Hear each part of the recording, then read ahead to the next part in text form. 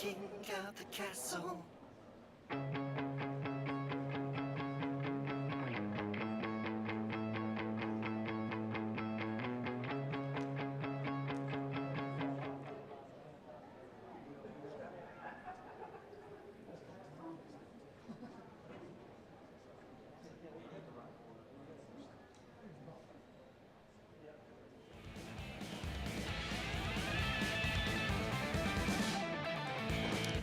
All right, welcome everybody to the Easton Hoyt Pro-Am here, the third stop on the ASA Tour for 2025.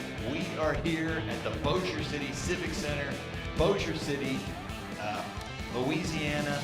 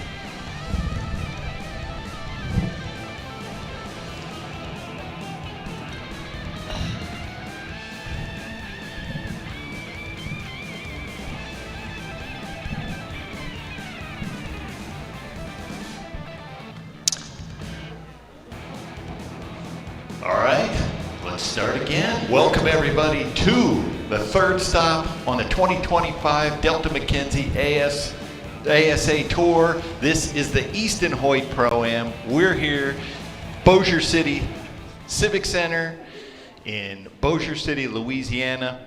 We are going to start things off with Senior Pro, but before we get to that, welcome everybody to the Competition Archery Media Broadcast booth. I'm PJ Riley, Nathan Brooks. Nathan, we kept hearing about all this bad weather. We had a pretty good weekend, I think. Yeah, it's turned out really good.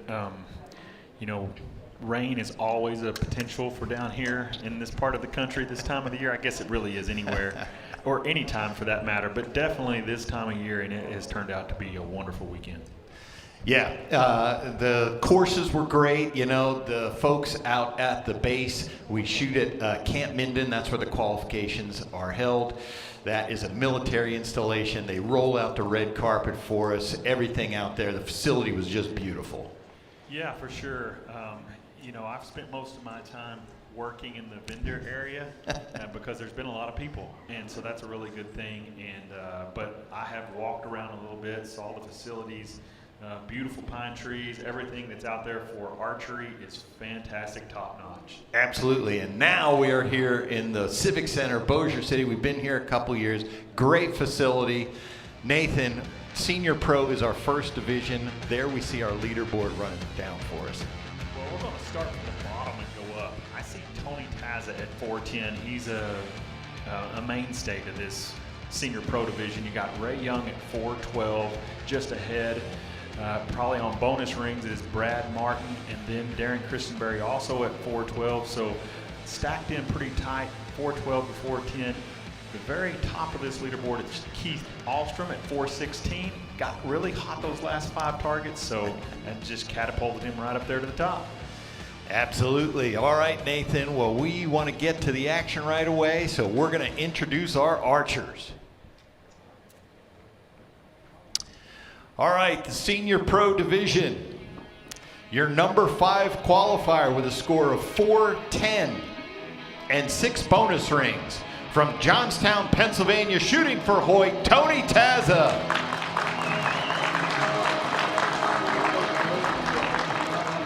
Your number 4 qualifier with a score of 412 and 9 bonus rings.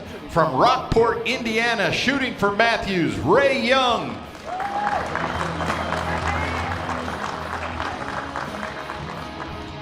And your number 3 qualifier with a score of 412 and 10 bonus rings. From Vicksburg, Mississippi, shooting for Matthews, Brad Martin.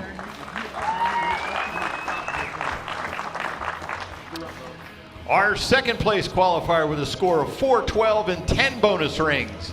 From Spencer, Indiana, shooting for elite, Darren Christianberry.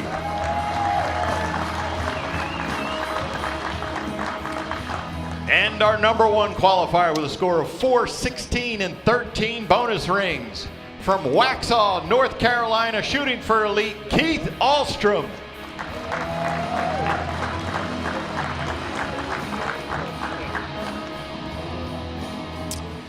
All right, Darren, so starting off here, this is what we call unknown distance. Darren, Nathan. Nathan. Look, I'm still in blue. I know it's confusing. I do have some gray hair. So this is what we call unknown distance. So for folks who are just tuning in for the first time, explain what that means. Yeah, so these archers are out there on the ranges for 40 targets, judging the distance, then 20 yards, 30 yards, 40 yards, figuring out how far these targets are. They do not have a rangefinder that would tell them the distance, so if they miss the yardage here, it shows up where that arrow lands really quick. And we hear like this is a maximum 50 yard. That's the class. The longest they're going to shoot, potentially 50 yards. There's a little wiggle room there. At 50 yards, if they misjudge by 1 yard, what happens? Depending on the speed and the size of the arrow, you're going to see a rise or a fall. So let's just say it was they set their sight on 49 and it was actually 50. Potentially anywhere from about 1.25 inches to 2 inch difference in where the arrow lands. All right, these guys are excellent at this game. We're going to go out to our director of judges is Scott Parrott. And we got an 8 for Keith Ahlstrom on the HHA Ram. That's our leader, and so when you do that right off the bat, I'm guessing that he's looking at his yardages and saying, uh-oh, something ain't quite right. Yeah. I need to make some changes here. Next up, Darren Christianberry on the Stan Leopard. Darren Christianberry gets 10. That puts him in a good spot. Keith just came 2 points closer to him.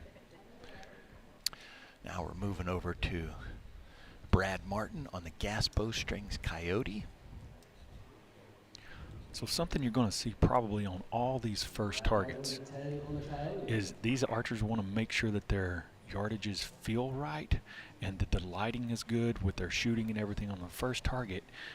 Most of the time they will shoot a center 10 or aim towards the center 10 unless they're wanting to get aggressive just right away, which is not common, but see, there's another perfect center 10. That's just basically filling it out. That's Ray Young. And that's just filling out the lighting, the feel of this distance, and they're having to get all those little intangibles right. And then now it's time to mash the gas and see what they can do. Coming up to Tony Taza here on the Schwacker Wolverine. This could be your anomaly. Okay, I assume he called up. He did call upper and he got it. So Tony Taza, who we see in these shoot-offs almost every event for the last 3 or 4 years, he's probably in a little different league with comfort than these other guys are because he does it so well, so often, and wins so much. So he's mashing the gas right off the bat. Ray Young, 422 and 9 bonus rings. And Tony was the winner of our first event this year in Foley, the Hoyt Easton Pro-Am. So there is your 1 and 2 qualifier coming in here. Keith Ahlstrom and Darren Christianberry. Again, like I said, 2 points closer now. So top to bottom, it's just a 2-point difference between first and fifth. First and fifth. So when we go down there, Nathan, what we're going to see is there's going to be multiple scoring areas. Right there, you see that Wolverine. There's a scoring ring about the size of a little bigger than a coffee can. There you see it with the 3 rings inside of it. The large ring is 10 points. 2 of those rings, smaller rings, are worth 12 points. There's an 8-point ring around that, and 5-point is basically outside of everything. Of course, a miss goes for a 0. We'll get a look at this target when we start scoring. We'll point those out to you. But basically, we're looking at 0, 5, 8, 10, 12, and that one high left there. That's a 14. That one's the most valuable ring because of that high risk, high reward. You miss it, you go to an 8 or a 5. We got Tony Tazza with the 10. Yeah, it's a big risk, huge risk, big gamble, and I doubt we see many 14 shot in this round just because it's so tight from top to bottom. It's a big gamble. Now, if you want to win, typically that has to be hit at some point in time to get a win. That's rough for Keith right there. That's another 8. Second one. So he just basically put himself back in position with these other guys because I saw a lot of 10s out there. That's Darren Christenberry. And that center, you can see that's in a center scoring ring. That actually is only worth 10 points. It's not a bonus ring. Yep. It's in there. But 10, we kind of think of that as par. Yes, yeah. And so, you see what's happening there is, I mean, these guys, obviously they're shooting at some 12s, but at the same time, being cautious. I don't think you're going to see that reckless shooting out of this group because I said it before, but their scores are tight. So nobody's wanting to make that big mistake. That was Brad Martin with a 10 there on the bedded, but Bodoodle bedded buck. That's going to twist my tongue trying to say that. Bodoodle bedded buck. Bodoodle bedded buck. Ray Young with a 10 on the forward angle. Brad, is this Brad's first year in senior pro, or is it his second year in senior pro? He has not been there long. I don't know if it's his first or his second, but it's great to see him out here. Yeah, it is. Yeah, he's been around the scene for a long time, just stepped into the pro class when he started shooting as a senior pro, and obviously he's got a lot of games. Yeah, we should mention that Wolverine is the smallest target out there, and that bedded buck, we don't know the distance, but it's the farthest. Whatever it is, that's the farthest. Yeah, it's hard to say here, but I would venture to say that Coyote's probably the closest target out there, but it has to be noted that the Coyote is also the smallest, probably the smallest target. I don't know, that and the Wolverine are basically really close to the same size. The scoring rings, Nathan, they're the same size on all the targets. It's just the target is smaller. Yes, with the exception of the 8 ring. Right. Yes. And how far you Good can point. miss Yes. from a 12. So, for instance, let's just say you're shooting at the low 12. On a Coyote, if you miss just a little bit low, you are going to be a 5. Yeah. Just a little bit. And if you shoot a little low on the Ram target, well, you got a long ways to go down there before you hit that 5. Right. You're still a solid 8. So, there you see it. So that dark line is what we call a core line. That's actually a removable piece of the target. So that's a 10 for Ray Young there on the HHA Ram. We're going to come over to Tony Tazza on the Stan Leopard. He called the upper, and he's just over the top of it. 4 and 8, yeah. And I really expected Tony to be shooting hard at these. Yeah, coming from 5th place, he's got not much to lose there. Now we're coming to who was our leader when we came in. He called upper. And this is going to be a caller that they're going to have to do down there at the target. See, this is really hard for us to see and hard for our viewers to see. Because we can't see the underside of that arrow. Absolutely. Now, they're scoring this from underneath, and the arrow only has to touch the line.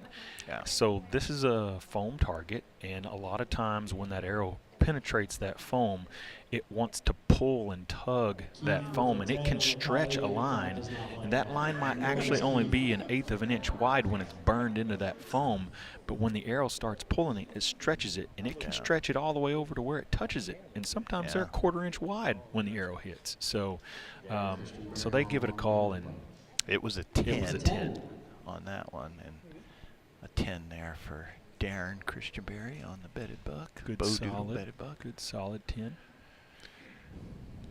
You see those guys they're hammering that center 10 on that bedded buck. Darren Christenberry, who you're looking at there, normally sitting in the booth here, off very often.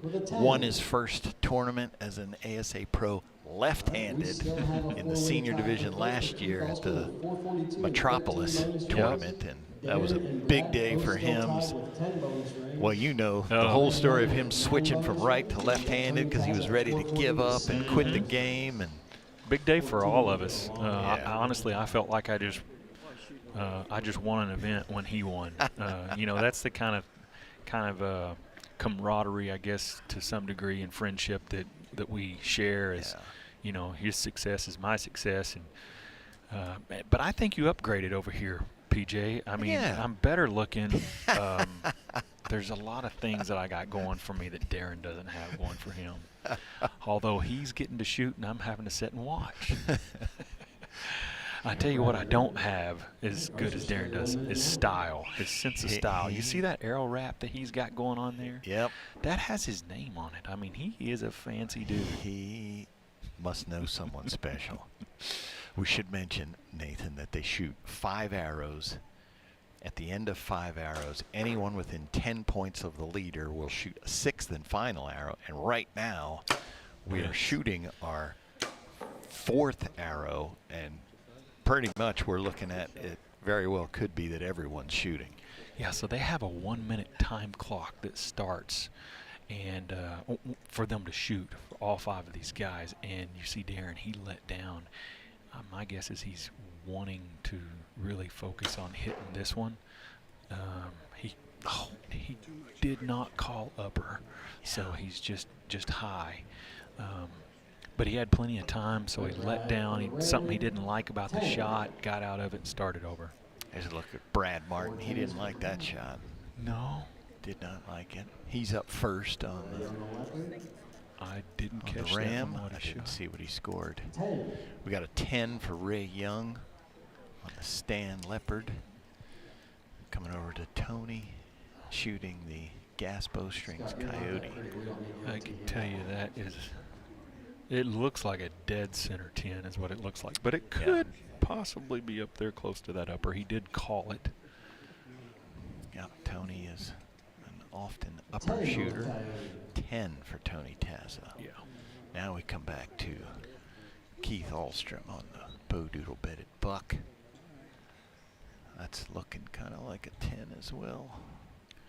So something that has to be said here too, all these scores are tied with the exception of Tony, who is 2 points behind. But when they go into the final arrow, bonus rings matter big time. You see that on the right side of the scoreboard. Yeah, and that's how you break the ties from first, second, third. Yeah. So literally a win can happen by how many bonus rings you have. And at this point, Keith has the most bonus rings of all these guys out here. And that's for, we should mention, Nathan, what happened is to come in here, we shot 2 days. One day they shot 20 targets. This morning they shot 20 targets. That's how we got to our scores that brought them in to this, to the final, to the shoot-down. Because their class had, I don't know how many they had, but it was probably in the vicinity of 30 or so. Well, I'll look that up. But these are your top 5 qualifiers. That's how they qualified to get here to the shoot-down. So the senior pro class had 39 shooters this weekend, and these are your top 5. Something that I take notice of, you look at Tony Taz's 12 count, he's 7, Keith is 13. So what that tells me when I see Tony's score versus Keith's score, that means Tony did not shoot very many 8s. Right. No 5s because it's a equal or it's an even number. Yeah. So he missed the 10 ring very few times. So here we go. This is our 5th arrow, and it's just 2 points. We got a 4-way tie on score in the lead. We need some bonus rings here, Nathan. Yeah, good 10 ring for Brad. I think Keith. Oh, got it. Derek Christianberry. Oh, center punched it. I think On the HHA Keith round. actually got the Wolverine too, but I'm not certain. Ooh, yeah. He called upper. Oh, Tony's low. Tony's low. Nope. All right, let's go down here to Scott Parrott. Look at Darren, he's pretty happy about Oh, that. yeah, look at that. No question. Yeah. Smoked it. On that last arrow, he needed it. Brad Martin on the leopard. 10 for Brad. Just under that. That's a good shot Yeah. at it too. You know, Consistent. that's what you was talking about in the beginning. That's probably a yard of distance right there, just falling out. Yeah. Ray Young on the Coyote. Ray Young on the gas bowstrings Coyote. That looks like a 10 as well. Yep. 10 for Ray. Just over it. Again, could be just a yard of distance. And Tony held a long time for him on this bedded buck. Yeah. And we saw that the arrow landed a little bit low. I don't know if it was a shot execution issue or he just misjudged the distance to it. But his line, you know, on the center 10, his line is really good. Yeah. So most likely it was just yardage. That is an 8 for Tony, so he's going to drop.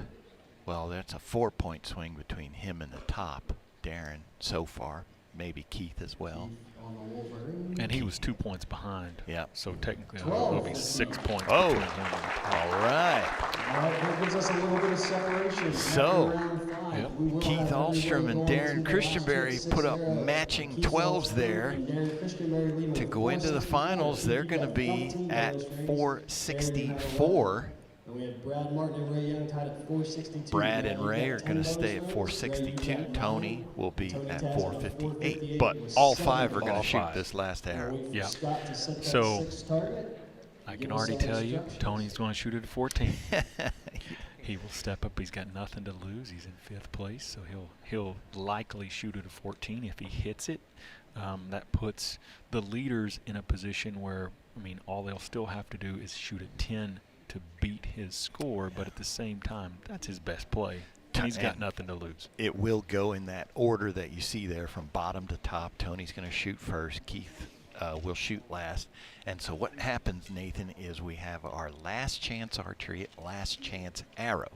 So our judges have brought out a deer target and placed it randomly. And Scott Parrott is going to put these guys, he's going to pick a spot for them to shoot from. They will get a minute to judge it. And then we're going to start shooting. So if you're Tony, you got to judge this thing and then shoot it right away. If you're Keith, you get to kind of see. Yeah, and you know, when you do this a lot, I mean, these guys have been doing it pretty much their whole lives, but when you do this a lot, you get an ear for what it sounds like to shoot certain distances. So you can literally close your eyes and listen to a bow go off, and then you hear the report when the arrow actually hits, and you can have a rough idea about how far that target is. Now, I'm not saying you get right down to the yard, but it can help give you confidence that what you're seeing is right or wrong. And many times I've walked up to a target and had an inclination about what the distance might be, and then someone leads off and they shoot him in the back or in the belly, and you think, maybe I need to look at this again because that didn't sound right to me either. Yeah. And then there's something you missed. And so luck of the draw or draw order can be really important when you're out on the range too, because typically Scott likes to set the pro courses really tough, and he likes the little targets as far as he can put them out there. Well, Nathan, let's explain why that is, because I found out from Don Bailey. It's not because he wants that to be a difficult shot. It's because he doesn't want to carry the big targets the farthest distances. And I totally understand. that I guarantee you that ram probably weighs pushing 40 pounds. You can carry that, or you can carry that little tiny Wolverine. Oh, yeah, for sure. A matter of fact, I'm pretty sure Scott actually asked Delta McKenzie to make a butterfly if they would. So you'll be shooting first with 458, 7 bonus rings, 6 points behind. So our archers are judging now. Scott Parrott has picked the shooting position. He's moved them up. Maybe, I don't know, maybe 3 5 yards, something. I can't see. It's hard to tell. Yeah. But they're shooting at an angle. They'll have a better idea. I mean, once you shoot your first arrow in this and an inside. Well, and, you know, I'm going to back up. I'm almost saying things I don't want to say because I don't know how all these guys think, but I know how I've thought through this stuff before. When I come inside, typically that first arrow gives you a really good idea about how far all the rest of the targets are. I mean, you still got to figure that out. Ooh, there's a shot at the 14. 14, he missed it. Yeah, and so he's a little low, but he's more right than he is anything. And that's what people might not understand when they're looking at this on this screen. You easily see the 14, but when he's looking at that, he can't see that 14. He can't see that, Ray, right? you're gonna be up next with Yeah, it's the same. The ring is the same color as the target. He's going to have magnification in his scope, but still, well, and add to that, this is our senior class, so we're over 50. We can't see anyway. They can't see it anyway. But yeah, so maybe that's a better look right there. So you're looking at Ray. Yeah. Looking through binoculars at the target. So where is the 14 on that target? Now don't look at the big box down in the low right screen, or low right portion of your screen, because you can see it, but Ray can't see that. Yeah. So he's having to aim at an area that is just basically blank and Brown. execute a shot that he thinks is correct. But that's fun. I love this. Oh. Just low of Tony. Both of them right there, Nathan. Yeah. So I tell you how I shoot that shot. I can see the joining line there where the target gets put together, the rear portion of the target and the center portion of the target. Yep. And so I basically look at that. I go up that line and realize I need to be about 2 inches to the left. And then you see the core line where the core is put in the target, and I know that's probably the bottom of the 14. So you're just basically putting coordinates together. Yeah. You cross the T, dot the I, and let it rip. Here comes Brad. He's going to take his stab at it. So right now, a little more. Right now, Brad's on the podium. Yeah. He doesn't need a 14. A 10 ring puts him third place.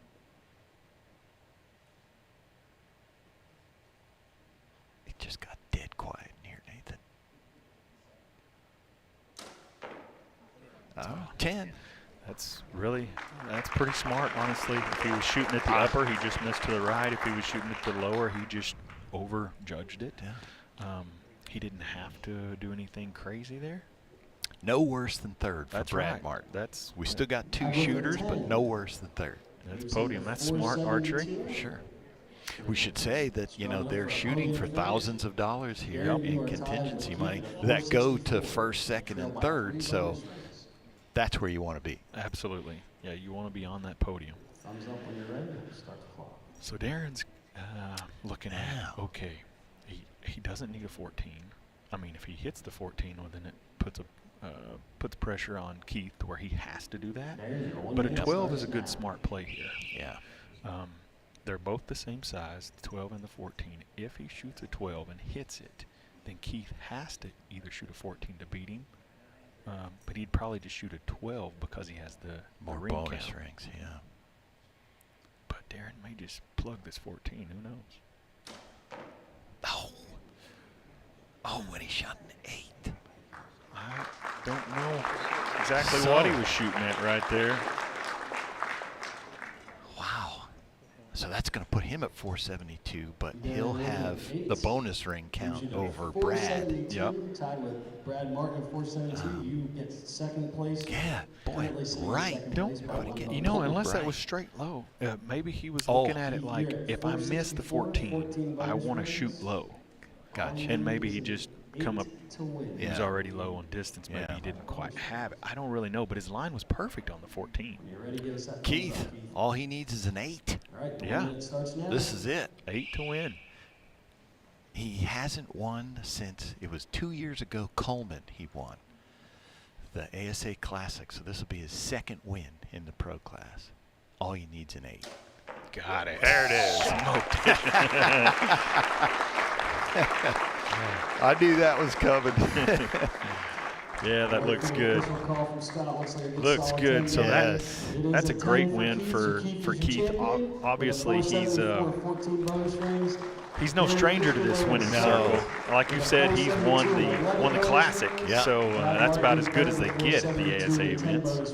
Yeah, he guys.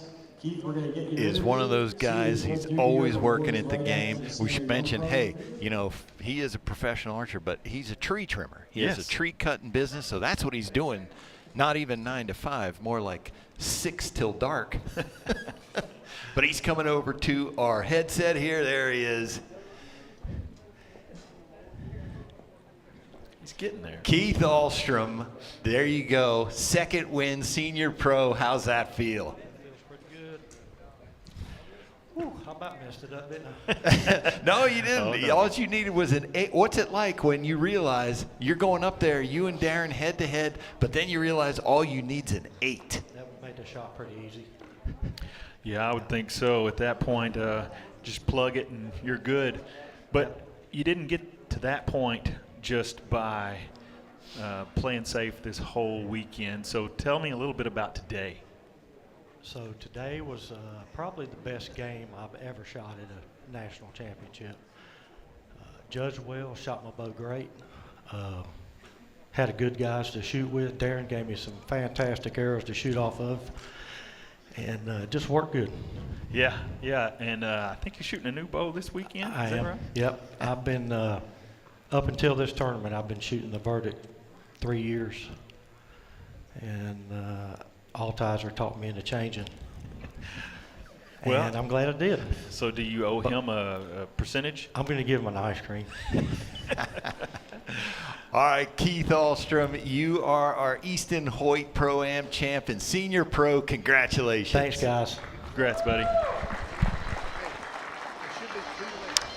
All right, folks, don't go anywhere. We'll be right back with Senior Known Pro next.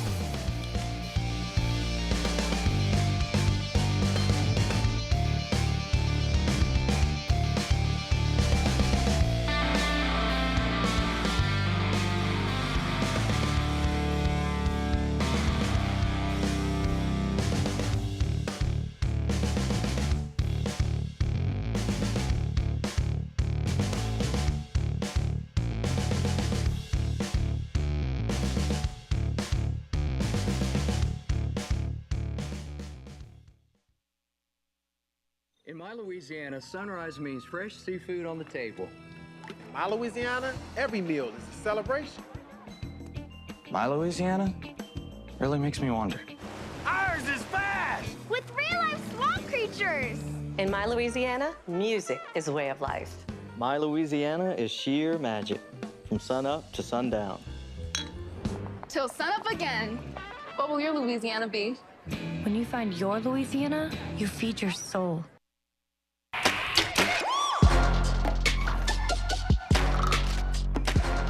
Oh, what a shot. Got it!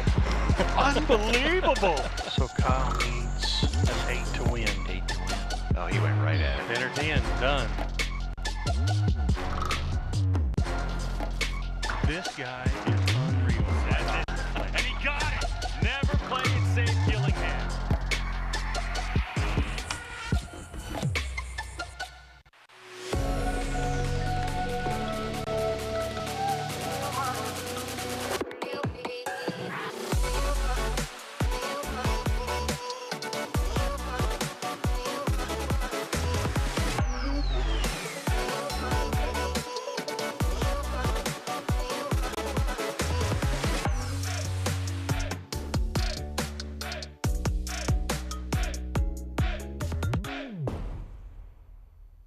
How do you take archery's flagship arrow to a whole new level? Introducing the all-new Easton 5mm FMJ Max. It allows faster speeds to your target and features a seamless AccuCarbon core fused with a precision aluminum jacket overlay, delivering higher energy at impact and increased momentum, making it the ultimate shaft for taking down big game. FMJ Max, the go-to arrow for today's most serious bow hunters. To learn more, visit your Easton dealer now or go to eastonarchery.com.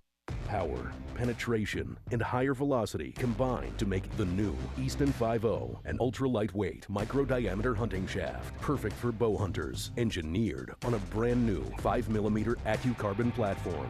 It can be configured to offer maximum speed, or can be built with weight up front for extreme accuracy. Each 5.0 is guaranteed to have virtually perfect consistency. Punch your tag with the industry's most versatile arrow. Experience the all-new Easton 5.0 today.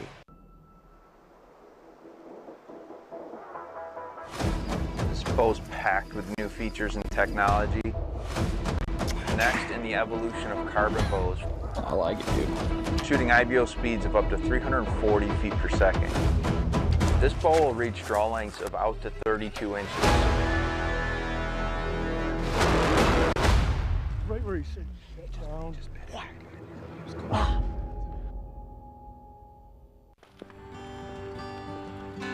So this bow here is a really good bow to get started. What do you think? I like it.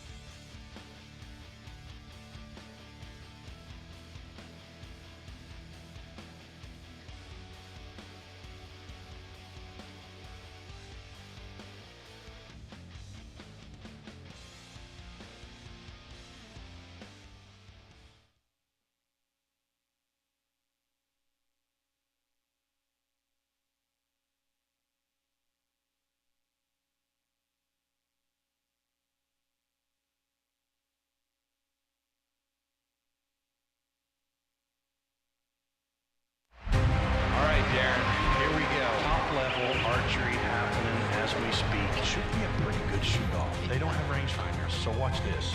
Levi has it for the 14. Come on! There we go. Smoked for 12. So, welcome to the big stage. Man, I felt so good in that Shootdown. Too easy. Oh, there we go. Yeah. Oh, Car got donutted. That's what you do. 12 for Sharon. He got it! Oh, he got it!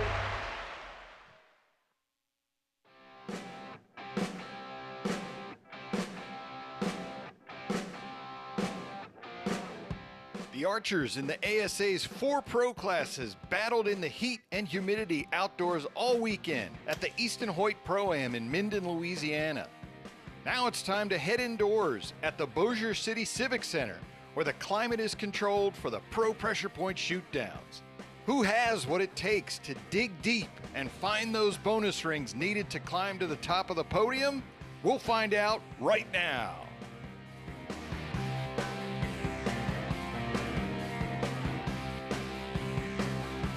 All right, hello and welcome everyone to the Easton Hoyt Pro-Am in Minden, Louisiana. We are here in the Bossier City Civic Center. This is the 2025 Delta McKenzie ASA Tour. Nathan Brooks, we can see where we've been so far this year. We are at the 3rd stop, Camp Minden, Louisiana. We've got London, Kentucky, Metropolis, Illinois, Coleman, Alabama to go yet. It's going to be a full year. We want to welcome everyone to the Competition Archery Media broadcast booth. I'm PJ Riley, sitting alongside Nathan Brooks. Nathan, we had a little delay there because of some weather, took down the power grid. We're back up now. We're back to a great weekend here. Pro Pressure Point Shootdowns. Yeah, this ain't going to stop us from doing some good archery stuff, PJ. You know, who cares about the internet? But who cares? No, really, we do care. But no, it's going to be good. We got some really tight races coming up, and I'm really looking forward to seeing what happens. So, Nathan, we're here in Bossier City Civic Center. We're indoors, climate controlled. Talk about where we've been for the past 2 days. So we were out at Camp Minden, which is a military facility, and they have just beautiful, beautiful timber, super tall woods, 40 targets. It's 20 each day. And these guys have been sweating it out because it has been humid. It's not been super hot, but hey, it don't have to be in Louisiana to be, you know, you really perspire a lot down here. But yeah, so it's wonderful facilities, and now we're inside and it's climate controlled and we're not sweating anymore. Well, we want ASA President Josh Grind. He's going to lay out the facilities here that we have for the Easton Hoyt Pro-Am. He's going to set the stage. Let's go to Josh Grind.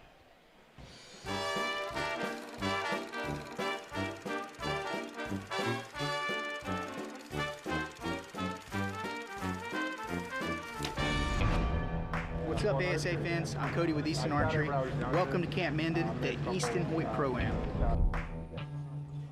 We are in Camp Minden, Louisiana, about 20 minutes from Shreveport, Bossier City. We're on stop 3 of the Delta McKenzie ASA Tour. It's the Easton Hoyt Pro-Am. Follow!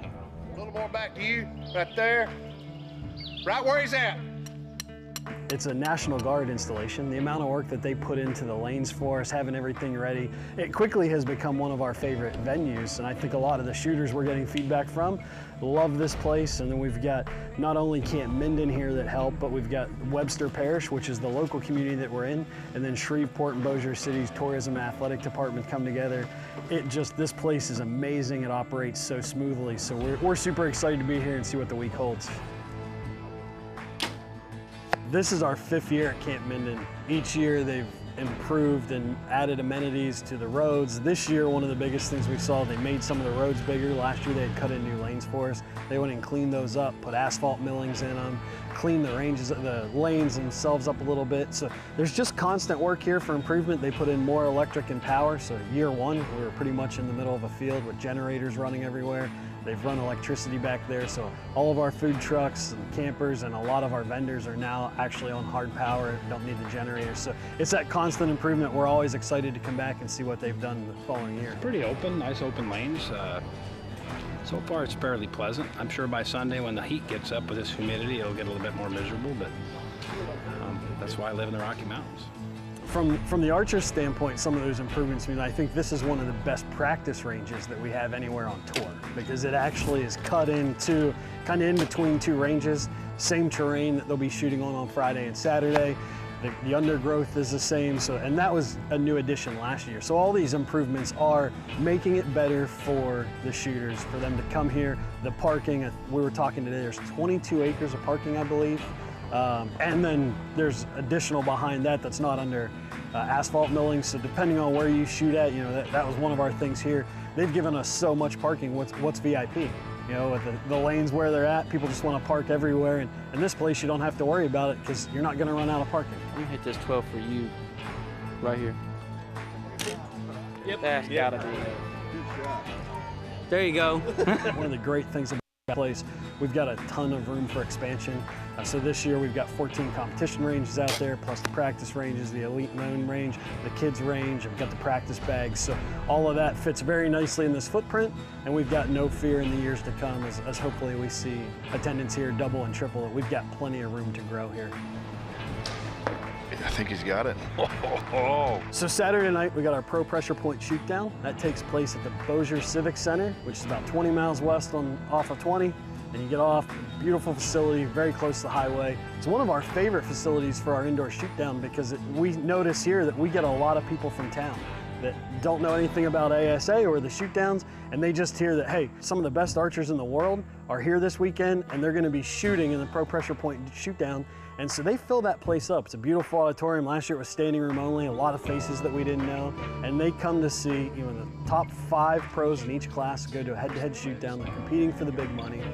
Me, you, and Jack got 12. As I said, this is one of our favorite places that we've started to come. The community here, the archers we've talked to love this place. We hope to see this growth.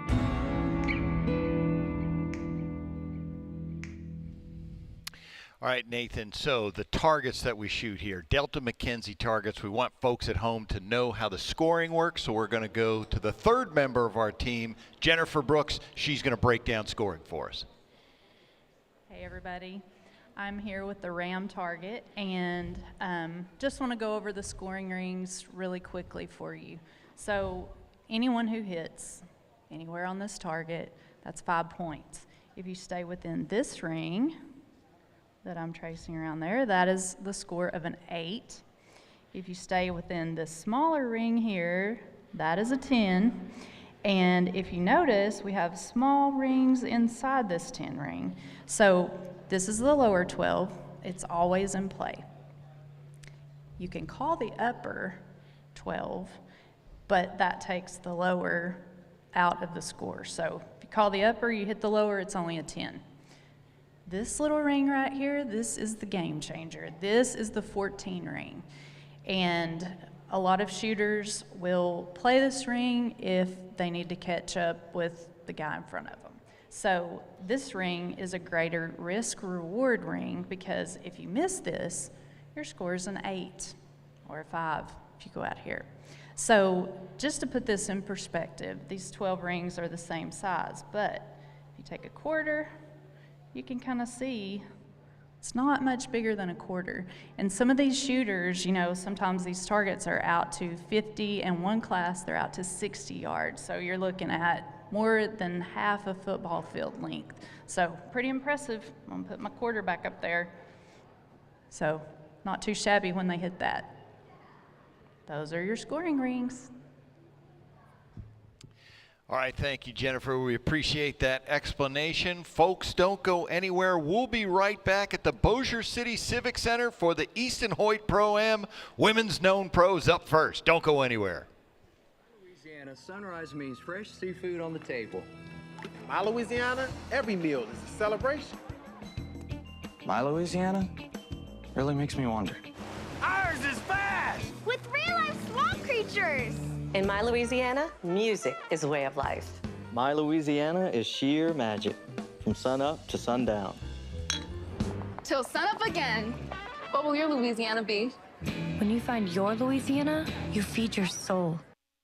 Born in Clay City, Kentucky, we are manufactured, assembled, and shipped from the same place. We build equipment that lasts, season after season. From the final arrow to secure a national win, or up a tree stand on a buck of a lifetime. When you shoot a B3, you won't just be shooting history, you'll be making it.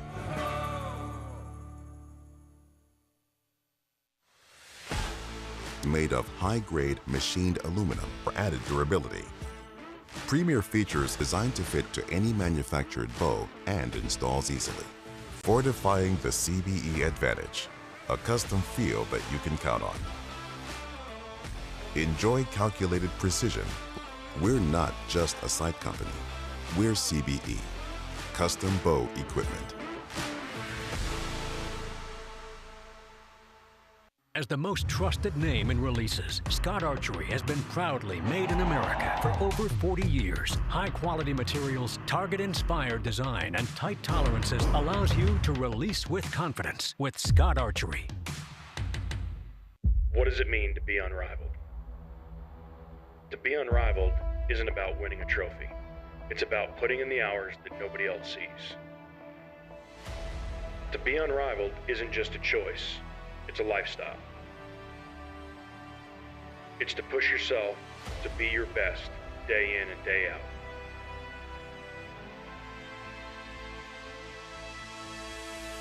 Gas Bowstrings. Be unrivaled. In the past 20 years, LCA has been a game changer. We shoot a lot of different style bows now than we did 10 years ago, even 5 years ago. Because they're archery people, they make products that we actually need, and it's just a bunch of fluff and trash that sounds cool, but you don't really need. The innovation of Last Chance Archery products has been incredible. Everything that a pro shop owner or a serious competitor or bow hunter would want, Last Chance Archery has been there for them.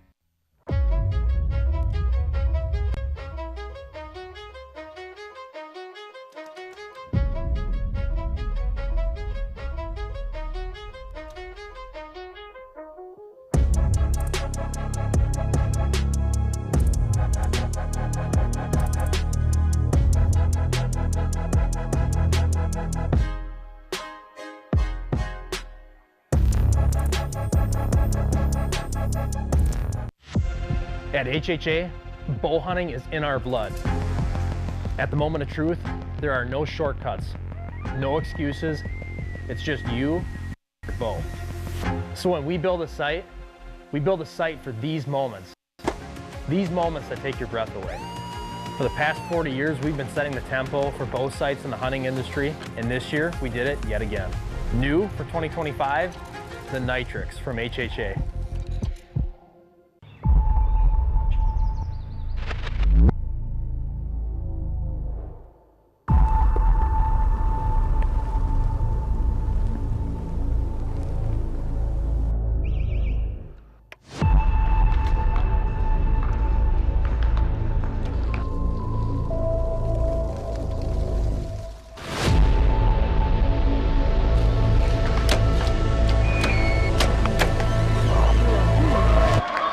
As the most trusted name in releases, Scott Archery has been proudly made in America for over 40 years. High-quality materials, target-inspired design, and tight tolerances allows you to release with confidence with Scott Archery.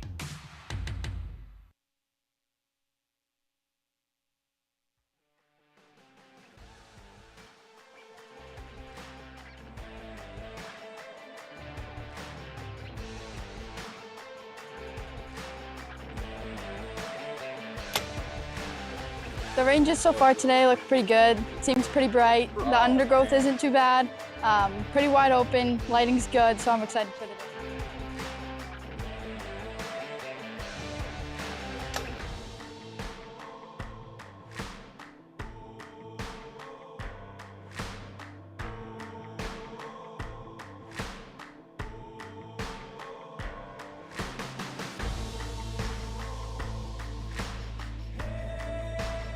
Welcome back, everyone, to the Easton Hoyt Pro-Am here in Bossier City, Louisiana. Women's Known Pro, Nathan, that's the division that we're coming up to first here. We're going to get our leaderboard and see what that looks like. We've got, there you go. Break that down for us, Nathan. So 436, Madison Cox with only a 2-point lead over Tanya Gillantine at 434, and 2 points behind her, Rendon Brooks at 432.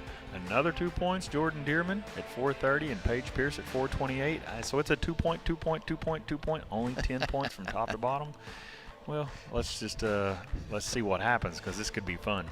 Nathan, that is a tight race. Before we get to the action, we want to go back a month to the Shibuya Pro-Am at Fort Benning. We want to see how this division shook out there.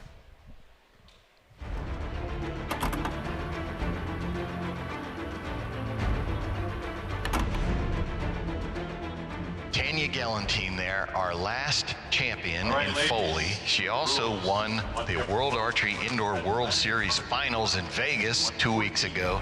She's on a streak.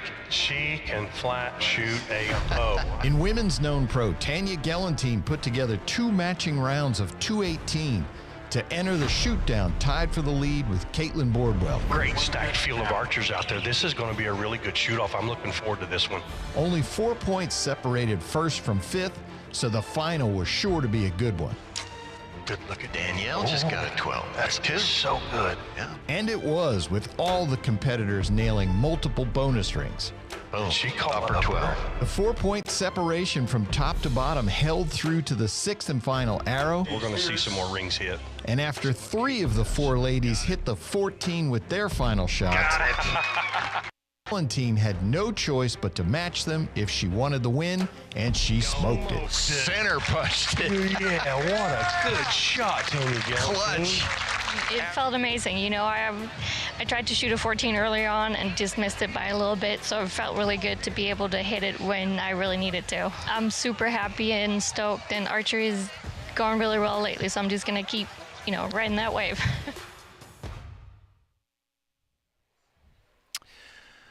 All right, let's bring out our competitors in women's known pro. Our 5th place qualifier with a score of 428 and 19 bonus rings. From Red Bluff, California, shooting for Bowtech, Paige Pierce.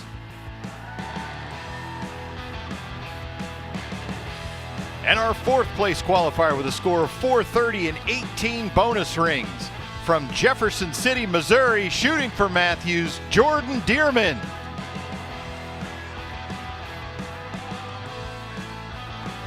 Our 3rd place qualifier with a score of 432 and 20 bonus rings from Grandview, Texas, shooting for Matthews, Rendon Brooks.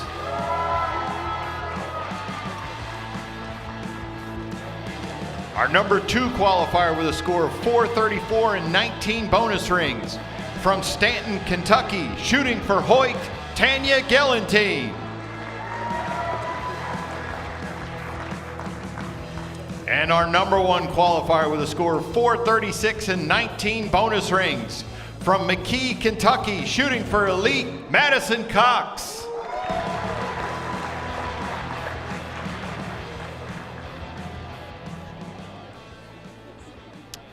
All right, Nathan, so what we've got here, 5 targets on the field. Tell us how that's going to work, what we're going to do here. So each one of these archers, collectively, they all have a minute to shoot at the same time.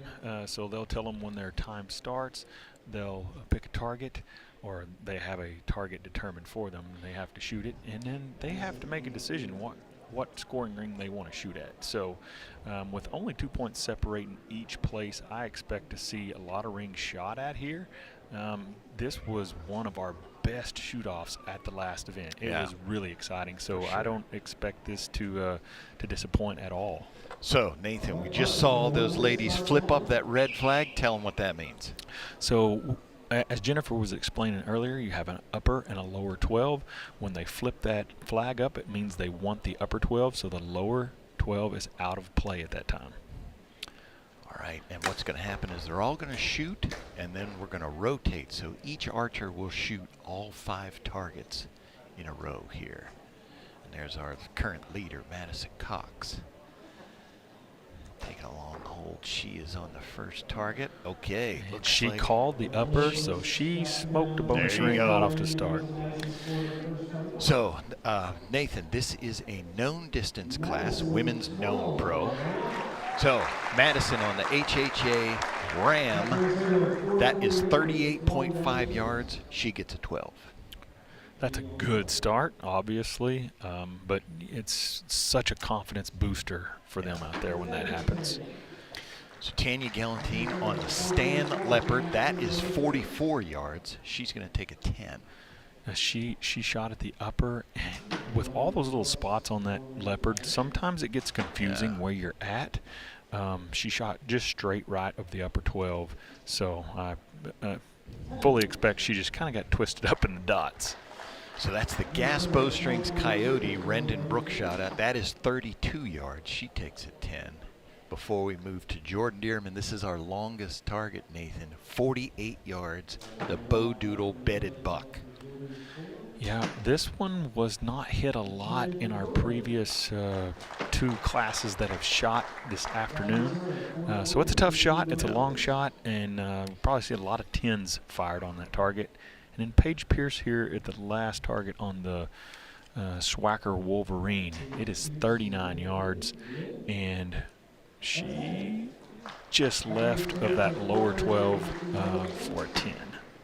We should mention, Nathan, for folks at home wondering, that center circle, small circle that matches the 12s, it's in there, but it's only worth 10 points. It's not a bonus ring, as we would call it. Right. The target is made for lots of other applications, so that scoring ring is used for another type of shooting and archery, and so it's just there. Yeah. But it's 10 points.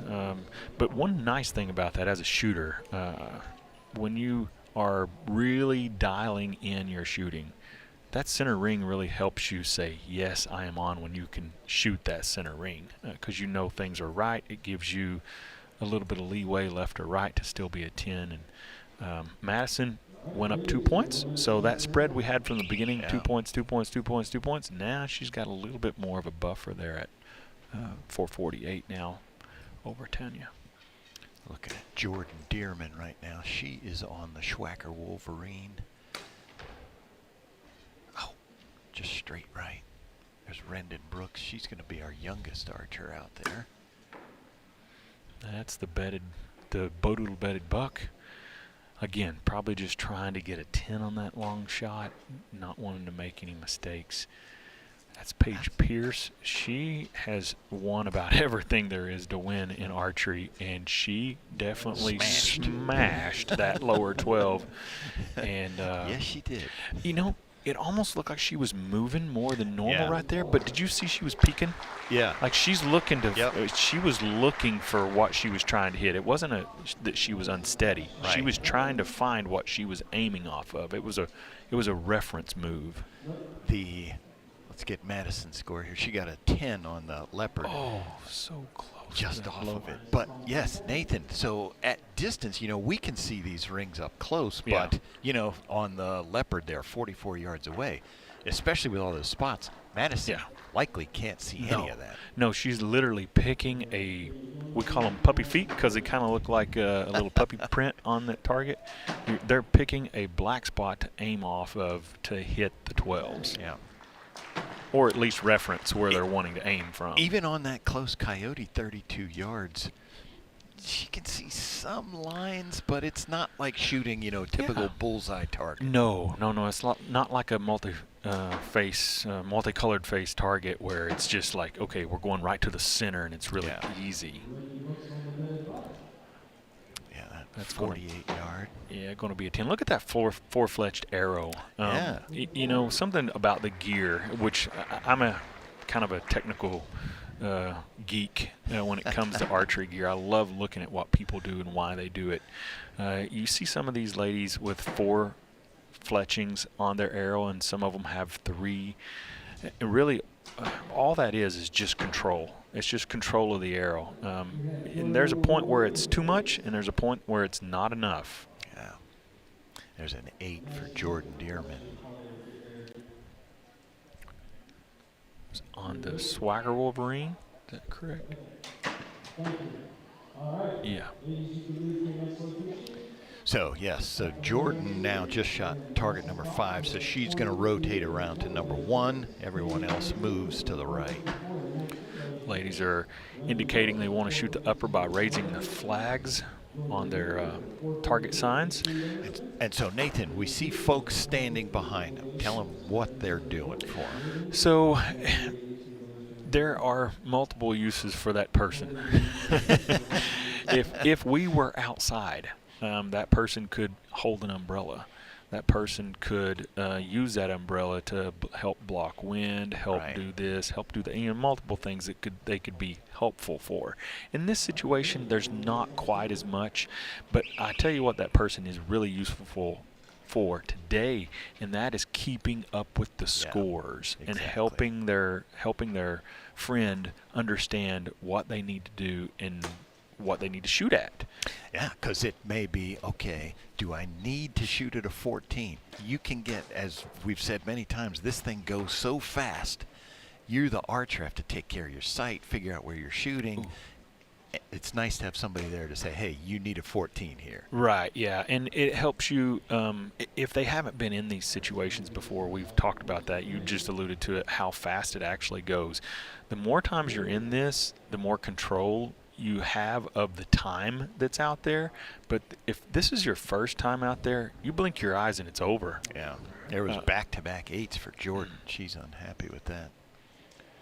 Yeah, so that person can really help you determine where the scores are going to be and what is helpful here. Because, as we said before, these are known distance targets, but some of them are close, some of them are far. Like the Coyote's going to be one you're probably going to take a chance on at maybe a 14. That was a 12 for Paige Pierce on that 44-yard Leopard. Now we come to our leader, Madison Cox, on the Coyote. She does not look very happy, no. Oh, yeah. I can see why. Yeah, just off of that lower 12. It's going to be an 8. She definitely did, and that's the shortest target, like I was talking about. So that hurts even more because you're expecting to get some points right there. I bet a lot of money that the next shot, Paige Pierce, when she comes up on that Coyote, that she shoots at the 14. Yeah. You know, PJ, it seems like you've seen one of these shoot-offs before with her in it. If she's coming from 4th place, she's going for the 14. Yeah. There was Tanya Gelantine on that bedded buck. I believe she took a 10 there. Now we're down to Rendon Brooks on the Wolverine. Dead center 10 on that. Dead center 10. Like I said before, that's hard to see. That's hard to know exactly where you're aiming at on that target. And you can't miss very far. So the idea is aim center 10 and then kind of move towards, if the circle is a quadrant, you center it up in 4 pieces and you move to the quadrant that you're aiming for, like if you're shooting upper 12 or a lower 12, and whether that be, you know, the upper right or lower left or however that target is facing, because that changes the direction of where the 12s are at. So you just don't want to be too far from center 10, that is. There's Jordan. Those sights are movable. You can see her scope. That was her turning the turret, and she's moving that scope up and down to get to the correct distance. She's going to dial it in. She is on the 44-yard Leopard, so she dialed it right to 44. Yeah, and what you were saying before, talking about what we can see of the rings. Obviously, when they pull the camera to the target, we can see the rings good. Why would she even need binoculars to look at the target if she could see it when she was aiming? Yeah. So she can't see that. She's having to find it. Boom! Boom, look at that. There it is. That was Rendon Brooks, 14. The first shot was Tanya Gelantine with a 12 on the Wolverine. Paige went for the 14, as I thought. There was Madison with another 8. Ouch. We're seeing some big changes, big moves. Paige went for that 14 on the Coyote. We're going to see how she did, but here comes Rendon Brooks. 14. Yeah. Look at that. Stone cold. No emotion. She says, I meant to do that. Right.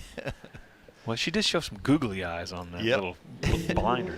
12. And Jordan comes back. Back-to-back 8. She comes back with a 12. Now, here's the one, Nathan. This looks pretty good. It looks, naked eye, PJ, it looks a little low to me. A little low, you think? Yep. Okay. Naked eye. But we'll see what I know here in a minute. Here it comes. It's going to be close. And, oh, she got it. Got it. See? Naked eye. Doesn't know anything. Now, Madison with back-to-back 8s. There's some shuffling of this board. Yeah. Yeah, the straight right. I believe we're going to see Tanya and Paige and Rendon tied at, Rendon and, they're all going to be tied at the top. Wow. Madison's going to drop to second. I told you this was going to be a good one. We just flipped this leaderboard completely around. Yeah, that was 8 for Madison. Here we come to Tanya, and she got this 12. So, yeah, it looks good. Yeah. Boom. She's shaking her head when that one fired. She knew it. Got it. Tanya is the winner of our first 2 women's known pro events here on the ASA 2025 tour. So she's looking for win number 3 this season. And you know, it's amazing. There's 5 targets out here, but there is a lot of points that can be exchanged, gained, and lost in 5 targets. There you go. Now we see it. Paige Pierce first, Rendon Brooks, Tanya Galantine tied on score, but those bonus rings are separating them. Now Madison Cox, our leader, has dropped to 4th. Jordan Dearman in 5th place, but yeah, Paige Pierce is not about playing anything No. safe. Well, I mean, like you said from the beginning, you expect her to go hard at these, and she's won about everything there is to win, and I don't expect her to stop anytime soon. This division, Women's Known Pro, started 3 years ago, and Paige Pierce won all 5 that season and the first one the next season before someone finally beat her. So she's our 2-time defending shooter of the year in this class. And she just shot. Good-looking shot, Oh, and that's she gonna got be it. close. She's not. No, she called upper. Oh, she did call Yeah, upper. she. Yeah. Now there was Tanya at the Ooh. 14 and fist bump Yes. from her husband Braden back there. She got it. They ain't here for second place. Here's Madison. She's shooting at the Wolverine. She's probably going to have to pressure some things here. Now to get back in. There she goes. She called upper. Got it. Nice. Got it. Good shot. I think we had some. The only person I saw shaking there. Here we go. Here we go. There it is. 14. Yeah. Tanya Gillantine saying, see me? See me over here? She's our current leader in the Shooter of the Year race in this class. Next up, we got Rendon, and she called upper. And she got it. That's a great shot on that leopard. Such a good shot. Now Jordan on the Coyote. I think she might have been gunning for that 14, but possibly. But just right. Yeah, straight. Just right. That's going to be an 8. A good shot Jordan. at it. She really needed to go. I mean, look at what all these other ladies have done, so it wasn't a bad decision. Yeah, as you mentioned, Paige, I missed that. She did call the upper and just caught the lower, but it's going to be a 10. She almost hit herself with that stabilizer. Yeah. Yeah, wow, that's going to be, she's going to be thankful for a 10 on this one. What are they? I think he did not see, because Paige's flag was up. Now it is down. She may not have turned it down. So this may be a case where, yeah, Scott Parrott is our director of shooting. Madison Cox is saying she left it up. Paige did not put it up. Okay, so there we go. So that is a 12 for Paige. That would be a big miss for Paige. Yeah, to shoot so at the upper and hit the lower. To clarify, so as the shooter shoots, if they lift the flag and say they want it, when they leave the station, they have to put that down. And so Paige doesn't typically shoot at the uppers, so she just walked into the box without thinking about the flag. Yes. Because they're already in play for her, the lowers are. Yeah. So. And Madison did call that upper, so she got that 12. So Jordan Dearman is going to finish in 5th place, Nathan. And now, as we mentioned, we go to the 6th arrow. Anyone within 10 points of the leader gets to shoot the 6th arrow. Jordan Dearman is, 14 points behind Tanya Galantine, so she is finished in 5th place. Yes. Now, Madison, Rendon, Paige, Tanya, they will all shoot the 6th arrow. Yeah, and so the interesting thing here is if you do the math, Madison shoots a 14. And if she hits a 14, she's at 500 total points. So Tanya at the very top would have to shoot a 10 to tie, and they have the same bonus rings. However, if she hit the 14, That would put her at 22 rings. She would be ahead of Tanya. So Tanya would have to shoot a 12 to win. Right. Or 14. Obviously, anything higher than a 10 would win. That's just the scenario from 4th to 1st, what it would take. But with those bonus rings, yeah, that's a great explanation. So because it looks like, oh, Tanya would just need a 10. Well, no, because of that bonus ring. Because if Madison hits a bonus ring, then that puts her at 22. So what we're doing, Nathan, is we brought out a deer target. This is our last chance archery, last chance arrow. So it is a white-tailed deer that Tommy Greenhill has brought out, and he has set it randomly. Scott Parrott at the other end of the range. He's going to move the archers to a new shooting position. This is known distance, so they know where. They'll know what the distance is. But just to take them off of their normal shooting positions. Well, and it's very possible that it doesn't look like it in here, but it is possible that a directional change in the way you're aiming, because now they're shooting basically across the lanes that they were shooting before. It's not much of a change, but it could change. The lighting could change to cause them to shoot a little left or a little right from what they were currently doing, just because of the lighting. So Madison basically, I think, is once she's up, it's pretty much go time, right? Yeah, that's her rangefinder there. She's looking through digital device that clicks that, and boom, it tells her within 1/10 of a yard exactly what it is. There she goes, setting her sight. So the 14 ring, as was described earlier, it's way out there. It's in no man's land, but it's it's in a land that every man wants to hit. So if you shoot a little bit low, it's an 8. If you shoot a little too high, it could be a 5. And depending on which direction the target is facing, if you shoot left or right a little too far, it could be a 5 also. So this target is facing to the left. So if she shoots a little too far right, it's a 5. And what she wants to do, Nathan, is 1st, 2nd, and 3rd, that's the podium. Thousands of dollars are paid out for the podium. So she wants, currently, she is the first one off the podium. She wants to get on there. She's going to lock in here. She's aiming at that 14 for sure. Get it.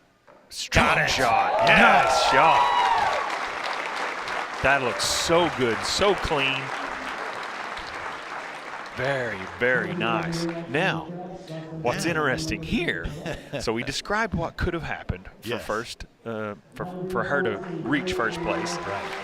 They're going to pull that arrow up. But now you see that hole? There's a little bit of an aiming spot for some of those girls with that higher powered lens. They might be able to see that little spot. Now, she did them a favor, or did herself a favor, by putting it a little bit off of center. So if that had been dead center, them girls would have been really happy. Really good for it. So Rendon, with a 12, she could win. Excuse me, with a 12, she could go ahead of Madison because she would have 1 extra bonus ring. Yes. But if she wants to win it all, you got to figure Paige is shooting at the 14. Tanya Galantine is going to wait and see what she needs to do, but I got to figure. A 12 and a 14 are the same size. Yeah. If you're going to hit one, you might as well hit the other. You know what I'm saying? Like if you're going to shoot the 12, you might as well shoot the 14. And if you look at the markings on the target, the 14 does have a spot in it right now. Yeah. I think she's going for it. Hole looks good. Oh, just a little left. Just a little bit low and left. Wow. Good effort, though. I mean, so that's going to be an 8. That's going to move her to 96. So Madison now, assuming things hold, moved on to the podium. It's a good weekend for that young lady, though. Absolutely. What a great weekend of shooting for her. Nothing to hang your head about there. No. She had a big day today to get on the leaderboard. Yeah, So she's got a bright future. All right, Nathan. Now, Paige has a 2 bonus ring lead over Tanya. Tanya has a 2-point lead. She's got to shoot it to 14. A 12. Well, if she shoots 12, Tanya has to shoot at least a 12. Yes. Or a 14. Yeah, I'd say it's a 14 myself. Yeah. Just Paige didn't come here for second. No. And yeah, that gives her the best chance. And she shoots a real big power scope. Yeah. And lens. Yeah, right. She got it. Got it. She got it. Just got it, but she got it. Yes. So, Tanya has to hit a 14. Yeah. She's got a 2-point lead. Paige would have her on bonus rings if she only hit a 12. Got to beat her on score. Just as. So this is exactly what Tanya had to do Oh, last time. yeah. Exactly. She had to hit the 14. That's exactly what I was going to say. This is just the exact same that happened at the last one. But you know what? She's done it before. I will say this is a lot further than she shot. Yes. That one last was event. 36 yards, I think she said. I'm going to guess this is farther than that. She said last time she took a deep breath. Yep. Just like last time. She also has won everything in archery, so this is no. Oh, we didn't see it. There Got we go. it. We heard the crowd reaction and thought, she's got to have it. They were keeping That is us awesome. in suspense. It's close. I think it's close. Oh, I heard some groans. Whoa, we can't. Oh, I think that looks good. Yeah. Oh, for sure. Yeah. Come on. Turn it around there. Yeah. Scott. There it is. There it is. Little added suspense. 3 in a row for Tanya Gellantine. That's in amazing. Women's Known Pro. Wow. She put on a clinic out here. Yeah. I mean, she really did. And she she come also from behind. had to have a big day today. Yeah. Yeah. She really shot well. That's incredible. Just showing everyone, hey, I won the first 2. I ain't giving this up. No, that is incredible. She's going to come over here, and we're going to talk to her. But, yeah, so Tanya, we mentioned Paige has won everything in archery. Tanya has won a lot as well. Vegas champ, Lancaster Archery Classic, Nîmes. She's won a ton of tournaments there. We got them raising their bows there, Nathan. Got to get that. Getting the pictures. For the podium, yeah. Yeah, she's won everything. That ain't slowing her down. Well, she said just one of the keeps things that she wanted, we talked to her last week, one of the things she wants is Shooter of the Year in this division. So she's on a good track for that. We got 3 to go. She's in the driver's seat, that's for sure. There's a lot of 100%. archery left, but like we always say, you can't win a tournament on the first day, but you can lose it. You can't win Shooter of the Year at the first 3 tournaments, but you can sure put up a good fight. I think she's done that. She's going to come around here with baby Thor. That's her new son, born last year, I believe late last summer. And there she is, Tanya Gellantine, 3 in a row. We were just talking, this is identical to the last time. You had to hit a 14 to win. You did it again.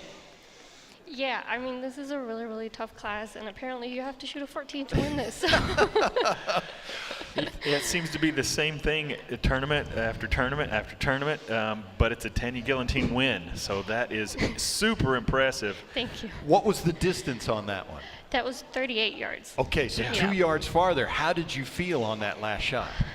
I was pretty nervous, I'm going to be honest, and I was shaking a little bit, but I tried to just make a really good shot, and yeah.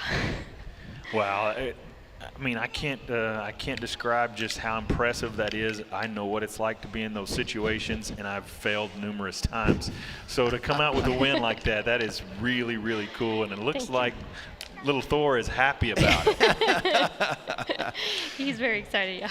Tanya Galantine, congratulations. 3rd win in a row. Thank you. Women's known pro here at the Easton Hoyt Pro-Am. Folks, don't go anywhere. We'll be back at the Bossier City Civic Center. Known pros up next.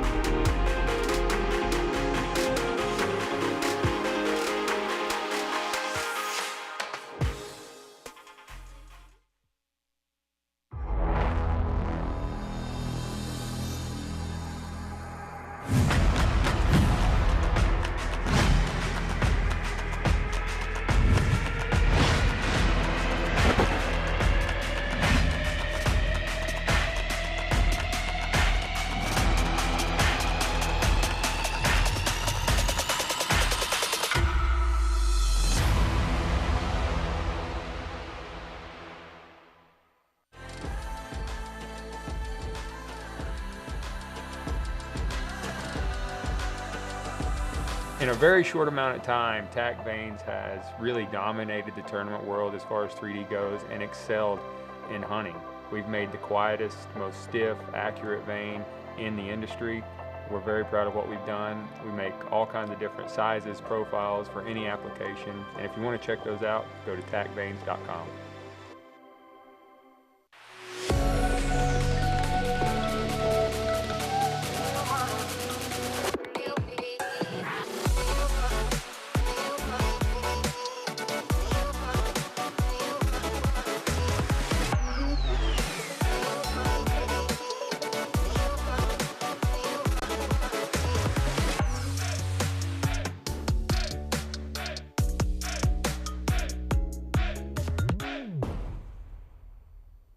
Power, penetration, and higher velocity combine to make the new Easton 5.0, an ultra-lightweight, micro-diameter hunting shaft, perfect for bow hunters, engineered on a brand new 5mm AccuCarbon platform.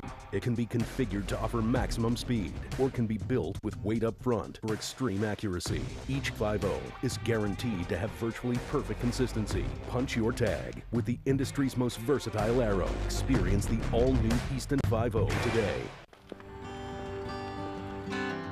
This bow here is a really good bow to get started.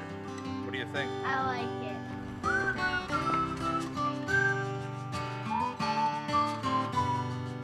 Three fingers underneath, and you're going to draw to your anchor.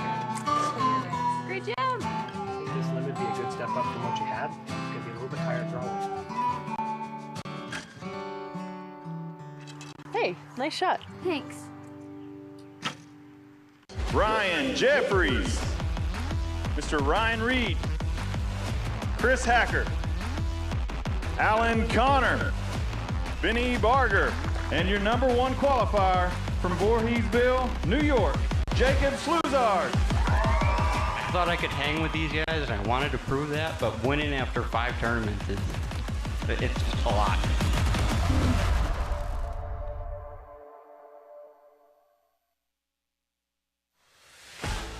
Made of high-grade machined aluminum for added durability. Premier features designed to fit to any manufactured bow and installs easily. Fortifying the CBE advantage, a custom feel that you can count on. Enjoy calculated precision. We're not just a sight company. We're CBE, Custom Bow Equipment. In the past 20 years, LCA has been a game changer. We shoot a lot different style bows now than we did 10 years ago, even 5 years ago. Because they're archery people, they make products that we actually need, and it's just a bunch of fluff and trash that sounds cool, but you don't really need.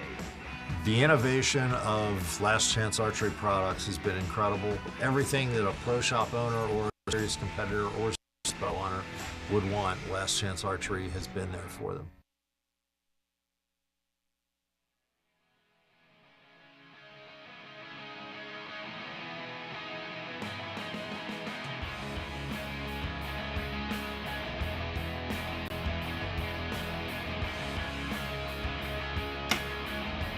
Mine's looking pretty stout, but pretty good though. I like it, good lighting, clear paths, and should be good there.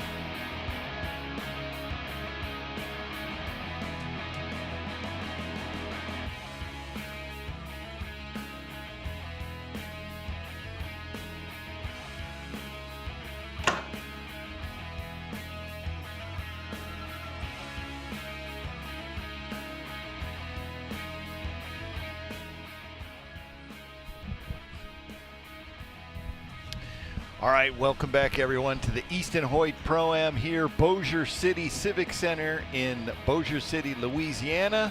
Nathan, there is our known pro leaderboard. Run it down for us. So Stefan Hansen at 436, tied with Kevin Dukes also at 436. 2 points ahead is Kyle Douglas in third place. And then 4-point swing up to, or sorry, another 2 points up to Brady Hempen at 440, and then an 8-point swing up to Lawson Vi at 448, which is a smoking round on that 40 targets they shot. This is going to be a gunfight for sure. Nathan, before we get to the action, we want to go back to Fort Benning to the Shibuya Pro-Am, see how Known Pro ended up there.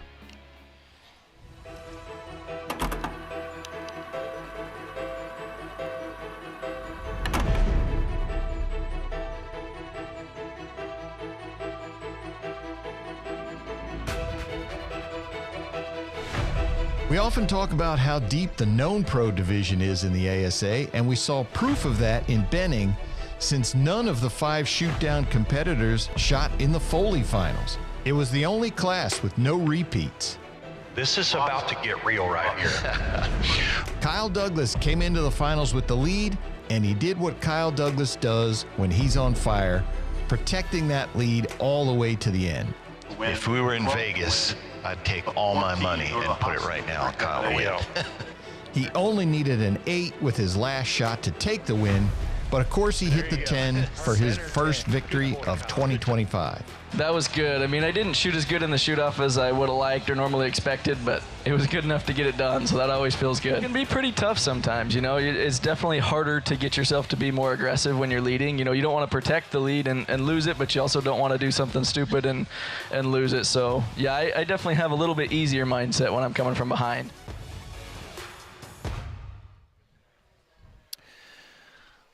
All right, let's get to our known pro shoot down here.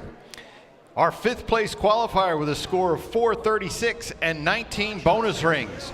From Yankton, South Dakota, shooting for Matthews, Stefan Hansen. And our number 4 qualifier with a score of 436 and 22 bonus rings.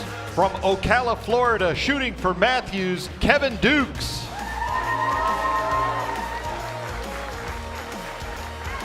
Our number 3 qualifier with a score of 438 and 23 bonus rings. From Liberty, Utah, shooting for Matthews, Kyle Douglas. And our number 2 qualifier with a score of 440 and 23 bonus rings. From Paducah, Kentucky, shooting for Gas Bowstrings, Brady Hempen. And our number 1 qualifier with a score of 448 and 24 bonus rings. From Stillwater, Oklahoma, shooting for Elite, Lawson Viet.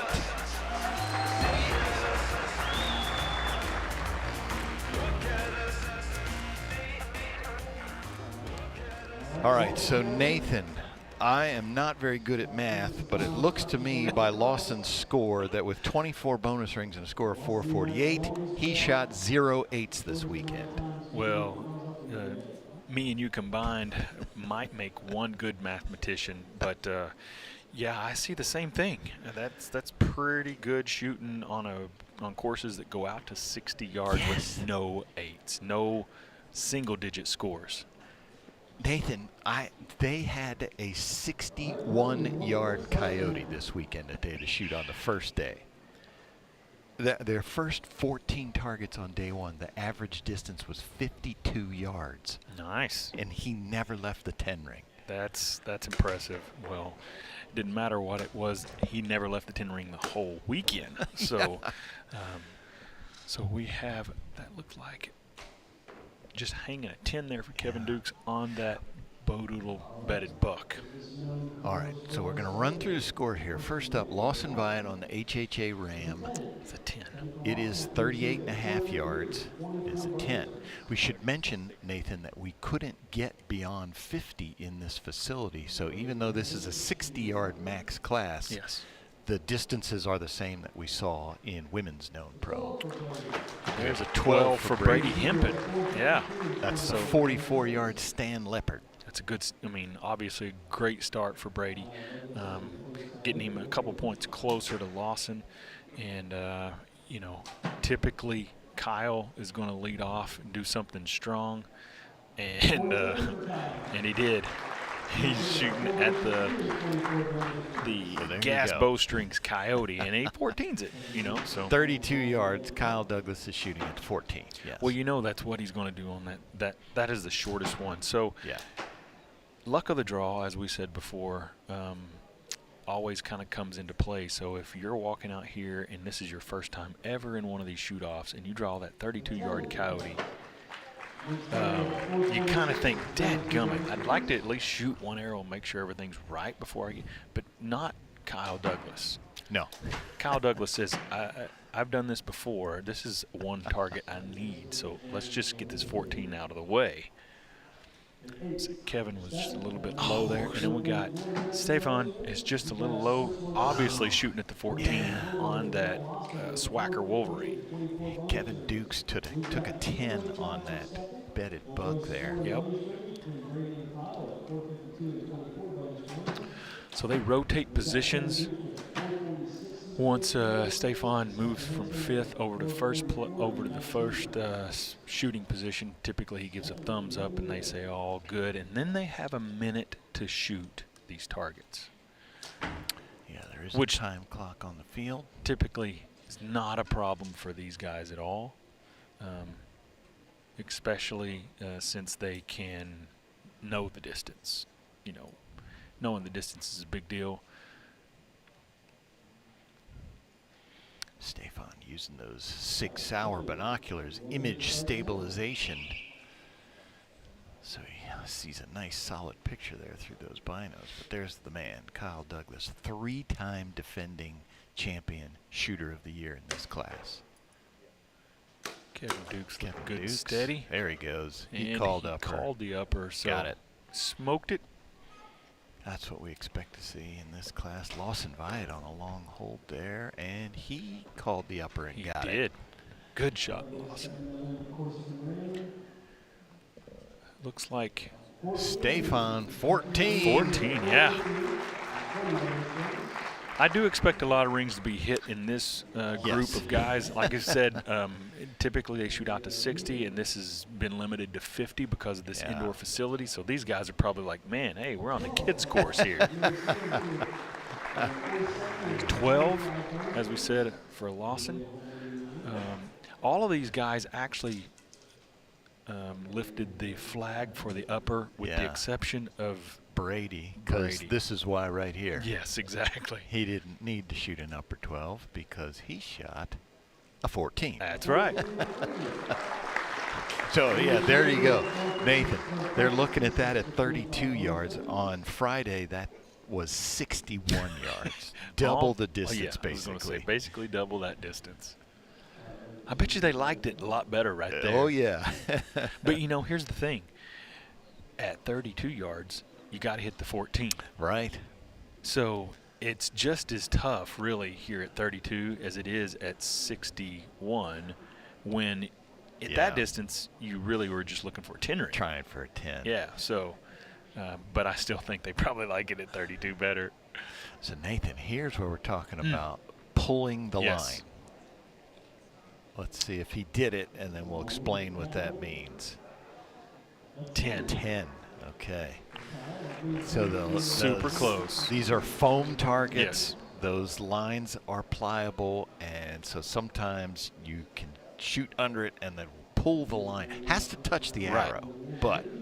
And when somebody says pull the line, I think that's misunderstood at times because they think, well, just because you pull it doesn't mean you actually touched it. But what we say when he's pulling the line means he's touching the line, but the line pulled to his arrow. Yeah, it's stretched. Yes, it's stretched. This isn't like a black circle on a piece of paper. Right. It's not a finite line. As you explained, that there is some depth to it, so you can, if you think about that, like unfold it. Yes, edge to edge, as it were. Mm-hmm. Yeah.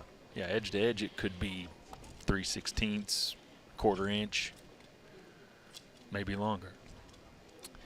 Kevin Dukes is swinging around to number 1, the HHA Ram. Oh. Nope, got something out here. Scott's stopping everybody. Okay. We're getting the calls there. 4 and 5, letting them know that the flags are up, and they're saying, yep, I'm shooting at that. That's really important. I mean, obviously, Scott and any of the guys that are scoring arrows, they need to know. Yeah. And did you call it, or did it get left? Yes, yeah. And like we had in the last shoot-off there where it got left up and Paige didn't realize it, that could have, if you want to get real technical about things, that could have cost her. Sure, for sure, yeah. It's Brady Hempen, who is currently 4 points behind our leader. I don't know if this is his 4th or 5th year in the pro class, but he's really come on. Yeah. Brady has been such a good shooter, but there's so much talent out here. Kyle Douglas just got a 14. Wow. Oh, but Kevin Dukes missed it low. Ouch. Just off. But yeah, Brady has been in a lot of these shoot-offs. Yeah. And just not quite got the win yet, but he's super talented and he's right there. Yep, knocking on that door. It's going to happen. An 8 for Kevin Dukes there. Stefan Hansen now. He went for a 14, and he got it. Yep. Got it. You talk about 5th place. Why not? You talk about hard to pinpoint where that's at on all those little puppy prints all over that target. Get lost in the spots. Yeah. Now we come to our leader, Lawson Vyatt, and he didn't need the 14, even though it was the shortest. He went for the upper, but missed it. Just missed it. Probably a pretty good call. He didn't shoot at the 14. And now Kyle. There's Brady, who's up next on the Bo Doodle bedded buck. He went for the upper. I don't think he got it. Yeah, no, he's under it. So a 10, but Kyle's the one. So this is going to move him. So Lawson's going to go to 480. Kyle's going to go to 476. Lawson doesn't need to sweat yet, but nope. But you got the hammer. Maybe this is the little hammer because he travels with Tim Gillingham. You got the little hammer coming. Yes. There you got it. Well, maybe we should call him the sledgehammer because he swings pretty heavy. He does.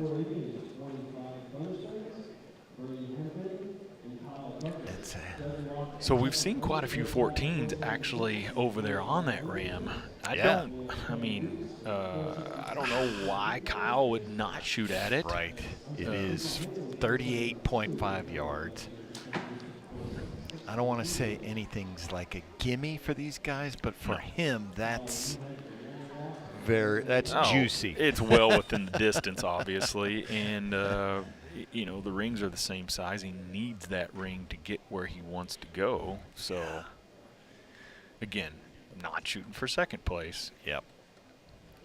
Yeah, and he's 4 points back, so he needs to make something happen. Okay, so here's our picture-in-picture there, Nathan, where we got Kevin Dukes on the Leopard on the left, Stefan Hansen on the Coyote on the right. So These guys hold so steady. It is, I love 14. watching how well they hold the bows. Stefan got the 14. Kevin Dukes went for it. That's Went the at right it. area. I can't see the line, but That's the right area. it is the right area. It might be a little high. Again, naked eye has failed me already once today. First up is Kyle. Oh, he might be just over it. Oh, it's an 8. It's an 8. Ouch. Wow. Dang it. No, that's He's not what he wanted to do. so close. And I think we Leaving got the the 8 ring same out. for Kevin. Yeah. Just over. Just high. Wow. Stefan got it on this.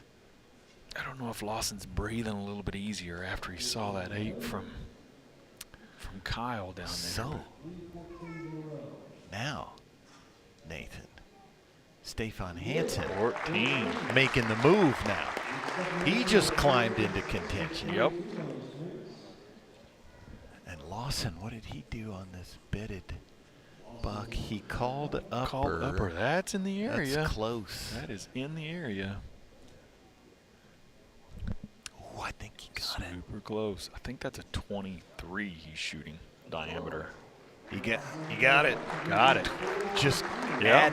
adding. That's the thing, Nathan. If you're scrambling behind and the leader just keeps ticking away, another bonus ring. Mm-hmm. Hard to reel him in. Yeah, it is. It really is. We talked about this before we actually started the broadcast. Great shot Brady there. Hempen with a 12. Yep. Talked about how when you're in the lead in the known pro division, it's so hard to stay in the lead because you don't know how much you have to mash the gas. You don't want to do anything stupid, but the guys behind you are like hungry wolves, and they're just coming fast for you. And they've got nothing to lose, and you've got everything to lose. So that probably explains why Lawson did not shoot at the 14 on the Coyote. Didn't need to. He knows everybody else is going to aim for it and probably hit it, but that's a bigger risk if he misses. Yeah, I mean, you know, it's hard to say that he would have missed that because he just missed the 12. That doesn't, you know, it would have been a totally different shot process. You never know.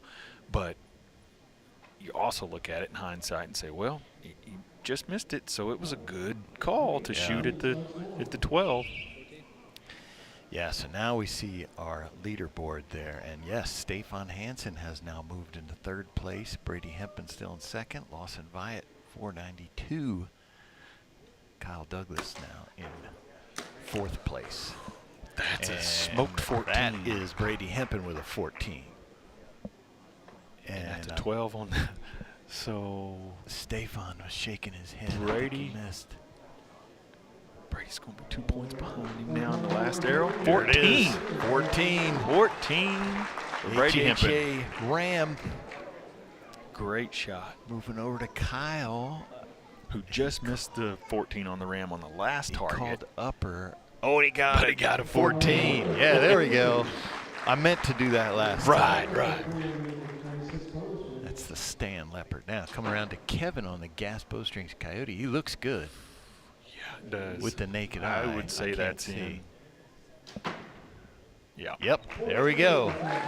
14, 14, 14. Stefan, can he keep it going? We're 3 for 3 so far. I know he's got one back there in the area. I don't know that he hit it, but might be a little low, Nathan. Yeah, little low. Yep, there it is. There we go. Just under. Okay, so while we were just talking about that, now, granted, that was the last target for them in the 5-target round. Okay, so now they get one more arrow for a final target, one last arrow. Anyone within 10 points of the leader. Yeah. So, did he have to shoot at that 14 right there? Would a 10 or a 12 been a smarter play? Safer, yeah. But what are you playing for? Yeah. You playing for the win? You playing for a podium? There's your leader. Just added another 2 Yes. points. Another 12 for Lawson. I think he's only shot 110. 4 bonus rings, 110. So if you do the math, he had an 8-point lead coming in. Yeah. If you say, okay, I'm going to 12 every target, because it's the safe play. You 12 every target all the way through. Can they catch you? Can they catch 16 points that They he would have, but then they have to close that gap. Yeah, technically somebody could catch you because they could hit all 14s. Yeah. But it's unlikely. That's a big ass. Yes. So, Kevin Dukes is going to finish in 5th place. Stefan Hansen does stay in within 10 points of Lawson to make that final, the last chance archery, last chance arrow. So we are going to have 4 shooters shooting this deer that Tommy Greenhill has put back out, and Scott Parrott will pick a shooting position. We'll have Stefan up shooting first, then Kyle, then Brady. Lawson gets to see what everybody's doing. So to answer that question earlier, because I wasn't doing the math correct, so this is where you need that guy in the box helping you understand what's going on. Yeah. Stefan definitely needed to shoot at that 14, because if he had hit it, he would have went ahead of Kyle. If he'd have shot a 12, he'd have been tied with Kyle, but Kyle would have had him on bonus rings. Yeah. So, I mean. Same position. Yes, exactly. No harm, no foul. Other than not hitting it. Well, yeah. But that's where that guy in that little box behind you comes in handy. We're like, hey, and you hope that guy can do math without having to take his shoes off like me. No one is going to be asking me to be in their shooter box there. I can promise you that. If you're thinking about it, don't. I'll tell you right now. So they have set the last chance archery, last chance arrow deer target out for them. And they've got a whole new shooting position. And Stefan Hansen gets to do it, gets the honors first. Yeah, so it was 48 to the bedded buck. This target's in front of that, and they moved up. So it's, you know, probably in the vicinity of 39 to 42 yards.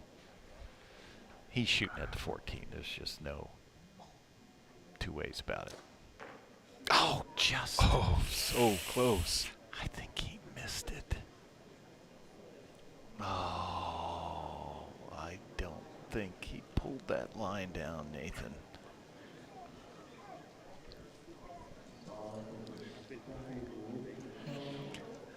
Yeah, Scott didn't look too long. That's an 8. Oh, yeah, just a little low. Little low there. All right, so currently Stefan stays in 4th place, barring whatever happens here, but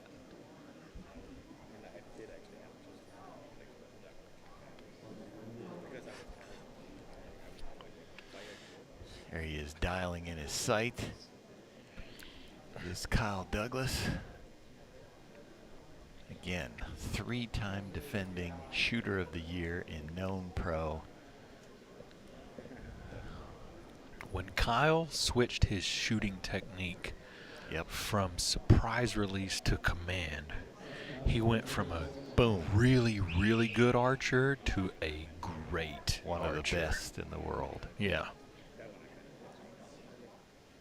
He told me the other day, he said, I want to have control over when that goes off. Oh, got it. Got it. Big old spot up there. He loved that marker that Stefan left him. Perfect. Perfect. What you do with that is you set your sight 1 yard farther than what the target actually is, and you aim at that spot. Aim at that spot. Let that arrow rise right into the middle of it. Yeah. Yeah, you know, you get some coaches who say that the surprise shot is the best way because it gives you the best form, etc. But then now you have some of the best shooters in the world are command shooters. Basically, it comes down to what you can do the best. There is no right way, there is no wrong way. No, what can you sustain? Yeah. And what have Kyle does is not easy. No, what you have in the middle game to sustain is really important.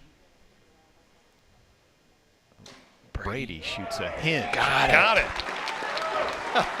Great shot. Great shot. Okay, so Lawson needs at least a 12. Yeah. A 12 or a 14 wins.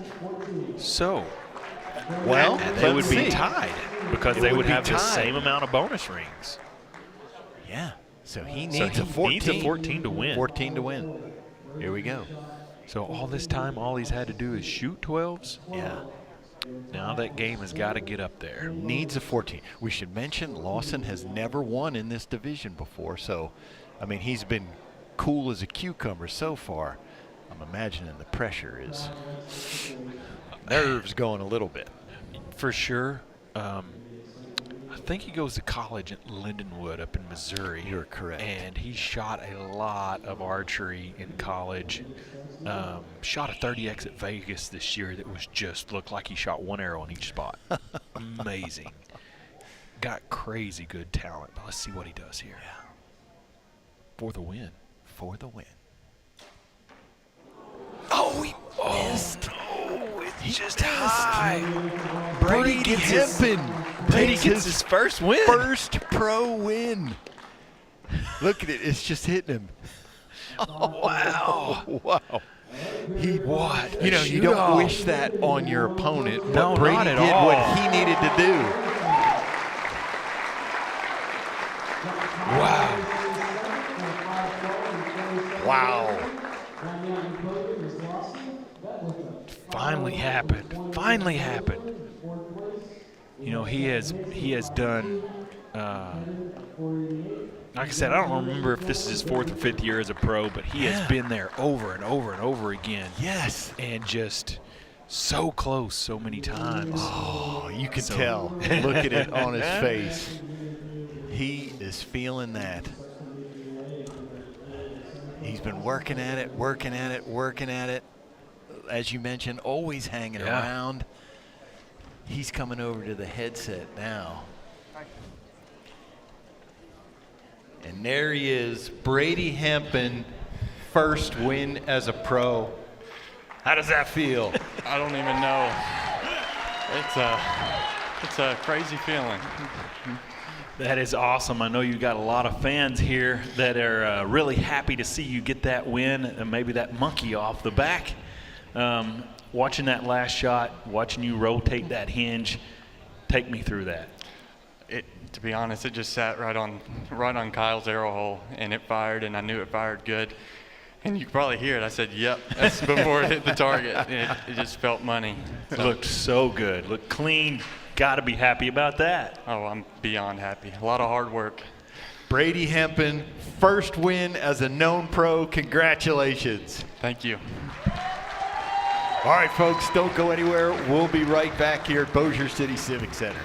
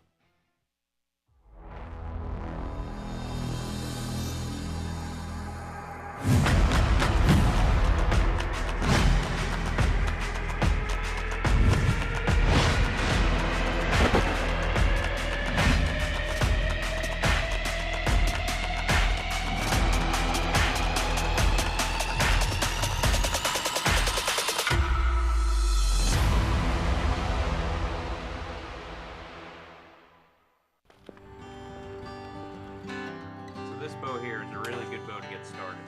What do you think? I like it.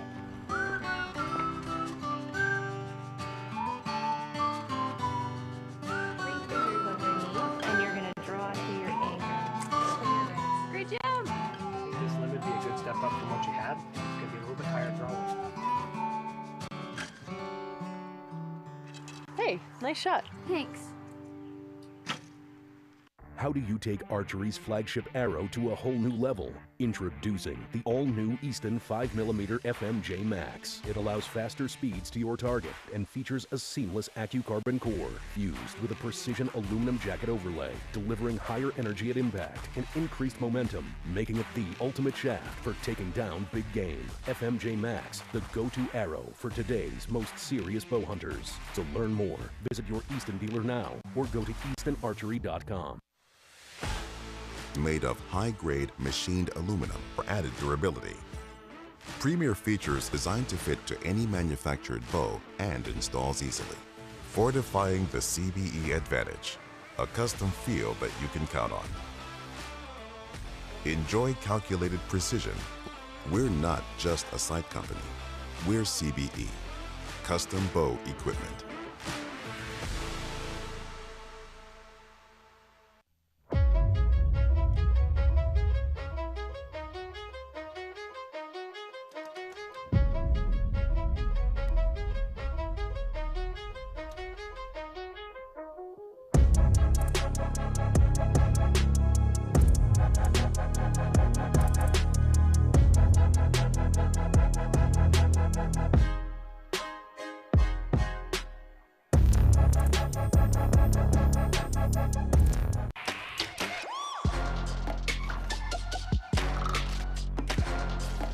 What a shot. He got it. Unbelievable. So Kyle needs an 8 to win. 8 to win. Oh, he went right at it. 10 or 10, done. This guy is unreal. That's it. And he got it. Never played it safe, Gillingham.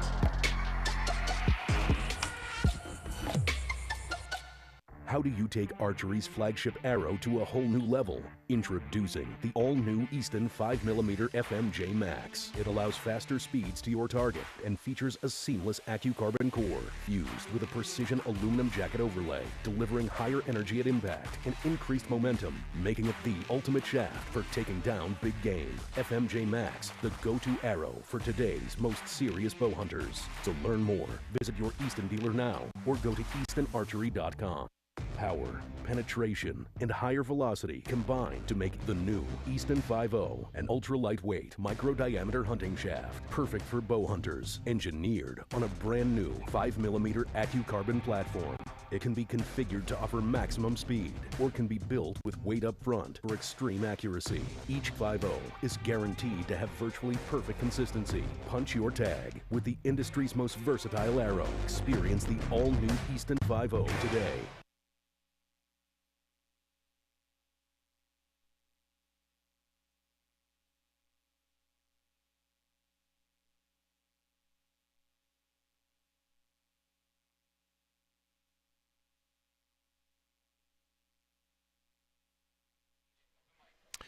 All right, welcome back, everyone, to the Easton Hoyt Pro-Am here in Bossier City, at the Bossier City Civic Center in Bossier City, Louisiana.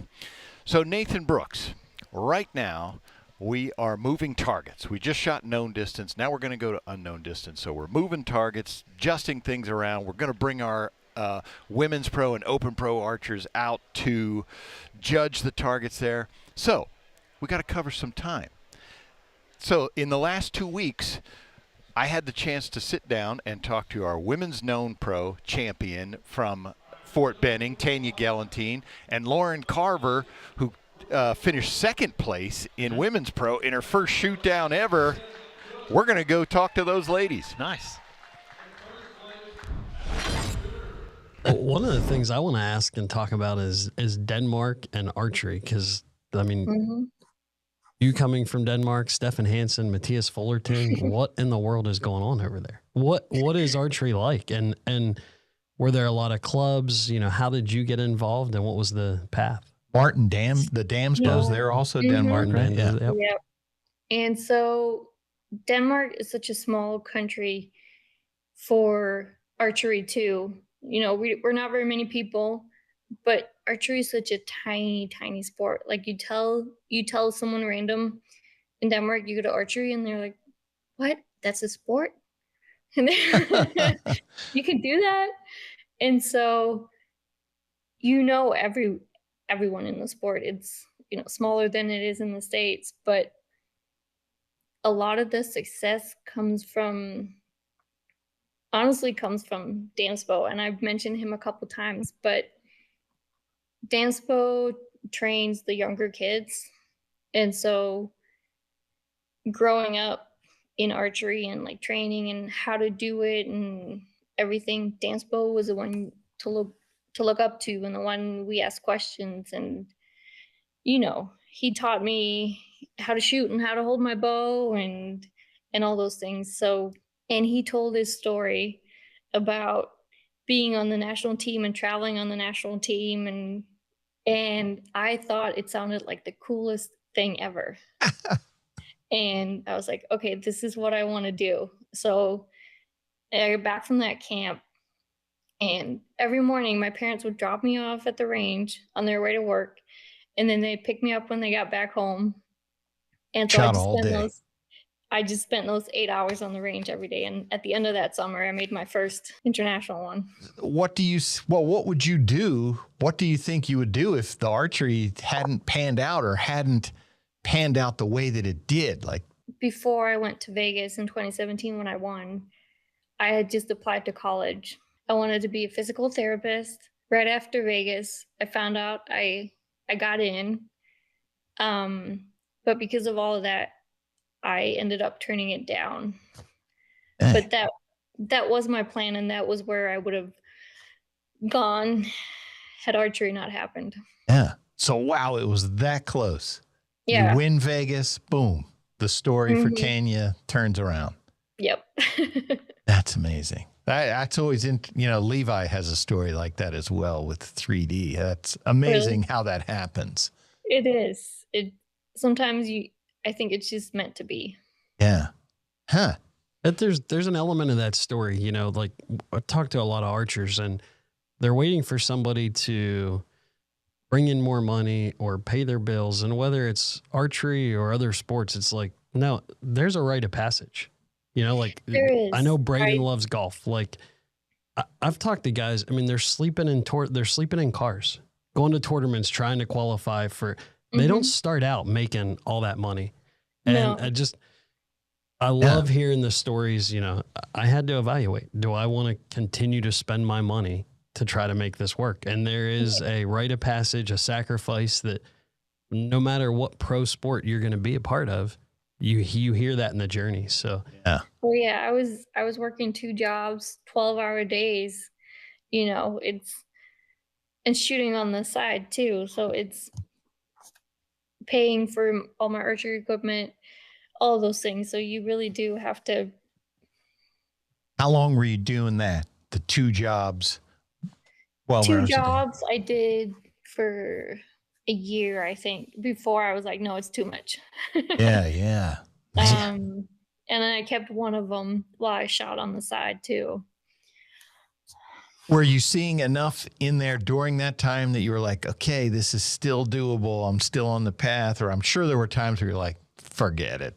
I'm done. Sometimes you're like, okay, but then you go to one of the international events or you meet other archers and you're like, okay, I might not be winning, but this is still really fun. And I think even if I hadn't gone the direction I did, I think I would have still kept shooting and going to events, just not as many as I'm doing right now, because I still love archery and what I get from it in the events, even when I don't win.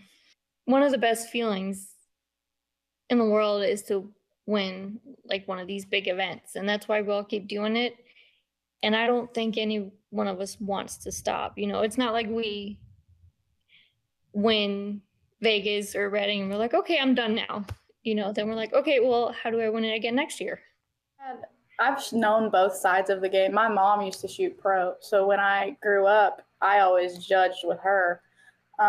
And a bunch of the girls in the pro class, like I've grown up with them, and they've taught me how to judge and all this fun stuff. But I just think it's a funner game than known. I agree. Known, you just have like, not that it's not easy by any means, but Sure. it's a totally different strategy. Yeah. You know, it's a completely different game. You can get really lucky in the unknown class. Known, it's just who can shoot their bow best that day, you know? Yeah. How long have you been shooting a bow altogether? I'm pretty sure I picked up a bow when I was like 4 years old. Okay. So mom and dad always shot when I was younger. Mom shot in high school, so she was always around bows, and dad just grew up hunting. So we always had, it was always in the family. But so I shot all the junior classes in ASA. I shot the youth classes. And then when I hit high school, I took a break. Okay. I played softball and volleyball in school and travel. So it was too much to try to juggle that and archery. Yeah. And mom had always told me that, you know, archery is going to be there whenever you get out of high school. High school sports are only there when you're in high school. So right. Good advice, Mom. Yeah. So I took the break during high school. And then once I graduated, I attended Foley that year, but I wasn't shooting. I just went because, you know, it's at the beach and everybody, it's just a good tournament to go to, just to socialize. And I remember telling mom on the way home, I was like, I want to set a bow up. Like, I'm ready. Like, I want to get back into it. So I ended up coming home. So we set up a bow, and I went into the women's hunter class, and I won Minden the next tournament. No kidding. How old are you? I'm 22. 22. Okay. And what do you do? I work at Chick-fil-A. Okay. Gotcha. So I just work in the food industry. So shooting then, do you work like how many hours a week do you work? I work like 35 hours a week, 40. Okay. And then are you spending the rest of your time shooting, or how so much? I work in the mornings. So I get off between 2 and 4, and then most of my evenings are just spent shooting until it gets dark or too windy to shoot. Gotcha. So you're out there, you're in your first shoot down. There's Christine Harrelson. I'm sure you're familiar with her. Yeah. The Alstroms, also from North Carolina. I'm sure you know all of them. What's that like going out onto the field? You had Christine Harrelson, Cara Kelly, Sharon Wallace, Aaron McLattery. I mean, 4 of the best. Yeah, I know. That's the thing. I mean, it was just a surreal moment, kind of, because I mean, I had grown up since I was a kid watching all of them. Sure. You know what I mean? So like being out there with them, it was just it was pretty cool. It felt really cool. So what's the reception been like since you took second place? So you came home, family and friends are now all around. What's that like? I mean, it's great. I mean, every local tournament I go to, you know, people are congratulating me. Everybody has been so supportive. I honestly have one of the best support systems that you could ever dream of. Like I said, my parents have never missed anything important in my life, and all my friends and family were nothing but happy for me. So it was really great to kind of come home to that. Is this like what you pictured when you went back and said, okay, I want to set up a bow after high school? Yeah. Is this is it? This is what you wanted to do? So that day I told mom, I was like, in 4 years, I'm going to shoot pro. I had a 4-year plan. I had planned on winning out of the hunter class. I'd planned on winning out of known 40, planned on winning out of open 45, straight into pro. And that's exactly how it went. How about that? Yeah. So what does it take to do that? So somebody who's sitting at home saying, I want to do that. What was the behind the scenes stuff that we don't see? What was the work like to get there? I mean, I shoot every day kind of thing. It depends on the weather. Right now we're having terrible winds and wind advisories left and right here. But so even if it's just shooting in the basement, you know, just making sure your shot process is good. Yeah. But it takes a lot of time and effort, and I honestly couldn't do it without my mom or dad. My dad is my bow mechanic. He's the one that does like all of the stuff. We actually got done working on my bow yesterday before they headed out of town. It takes a village. At least for me, it does.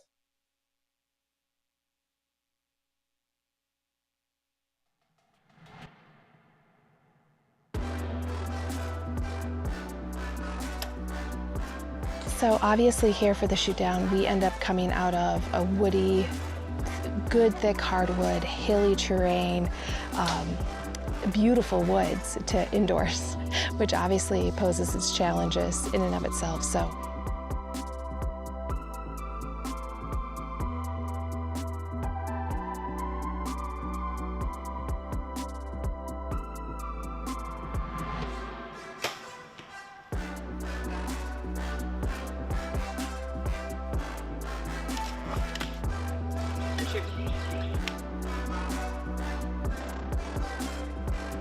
All right, Nathan, Women's Pro, there's our leaderboard. Run it down for us. Lindsey Christensen at 400, which was going to be all 10s all weekend long. I'm not even going to look at that bonus ring category. Kelly Pettifer coming in at 402 with 712s. Aaron McGlattery at 404 and also 712s. Cara Kelly 406 with 5, which means she only had a couple of 8s all weekend. And then Sharon Wallace 414, 12 12s, another really good 40 targets for Sharon Wallace. All right, Nathan. Well, we are going to get right to the action now in Women's Pro. So, our 5th place qualifier with a score of 405 bonus rings from Weston, Idaho, shooting for Hoyt, Lindsey Christensen.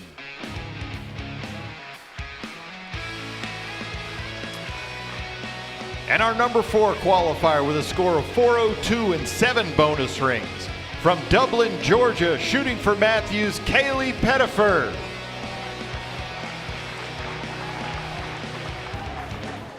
Our 3rd place qualifier with a score of 404 and 7 bonus rings from Marsden, Saskatchewan, shooting for Elite, Aaron McGlattery.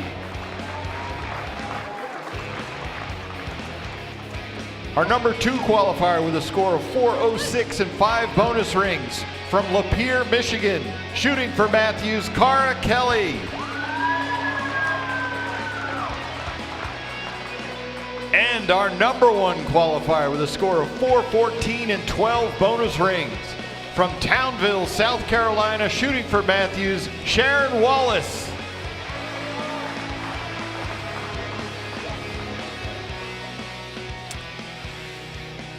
All right, Nathan, Sharon Wallace, just back-to-back monster tournaments. Yeah. Sharon has so much game. Not only is she a prolific yardage judger, she shoots a bow as good as about anyone on the face of the planet. Yeah. And she's won indoor nationals before, so she proves she can do it on the paper game, which is just about execution and mental preparation and execution. I mean, that's all paper archery is. And then she comes out here and she does this week in, week out, and puts up big scores over and over and over again. Darren Christenberry actually made the comment that she would have been in 2nd in the senior pro division. Yeah, they shot the same ranges. Yes. Yeah, yeah. So, big scores. Oh, and Lindsey Christensen comes out with a 12 on the Wolverine. Just swinging. All right, so we should mention here, Nathan, so this is Women's Pro. This is unknown distance. Unknown. So we moved all the targets, so all those numbers we gave before are irrelevant. These are new distances. Sharon Wallace on the HHA Ram shoots a 10, but they're judging. So we haven't talked about that yet. To these folks, explain what that means. Well, when you don't know how far the target is, you have to determine what that distance is in order to be accurate with the arrow placement. So if you misjudge by a yard, just as a quick understanding of that, it does vary. Sure. But a quick understanding of it is if you misjudge the distance by a yard, you're going to be off about an inch from where you should or where you want to hit.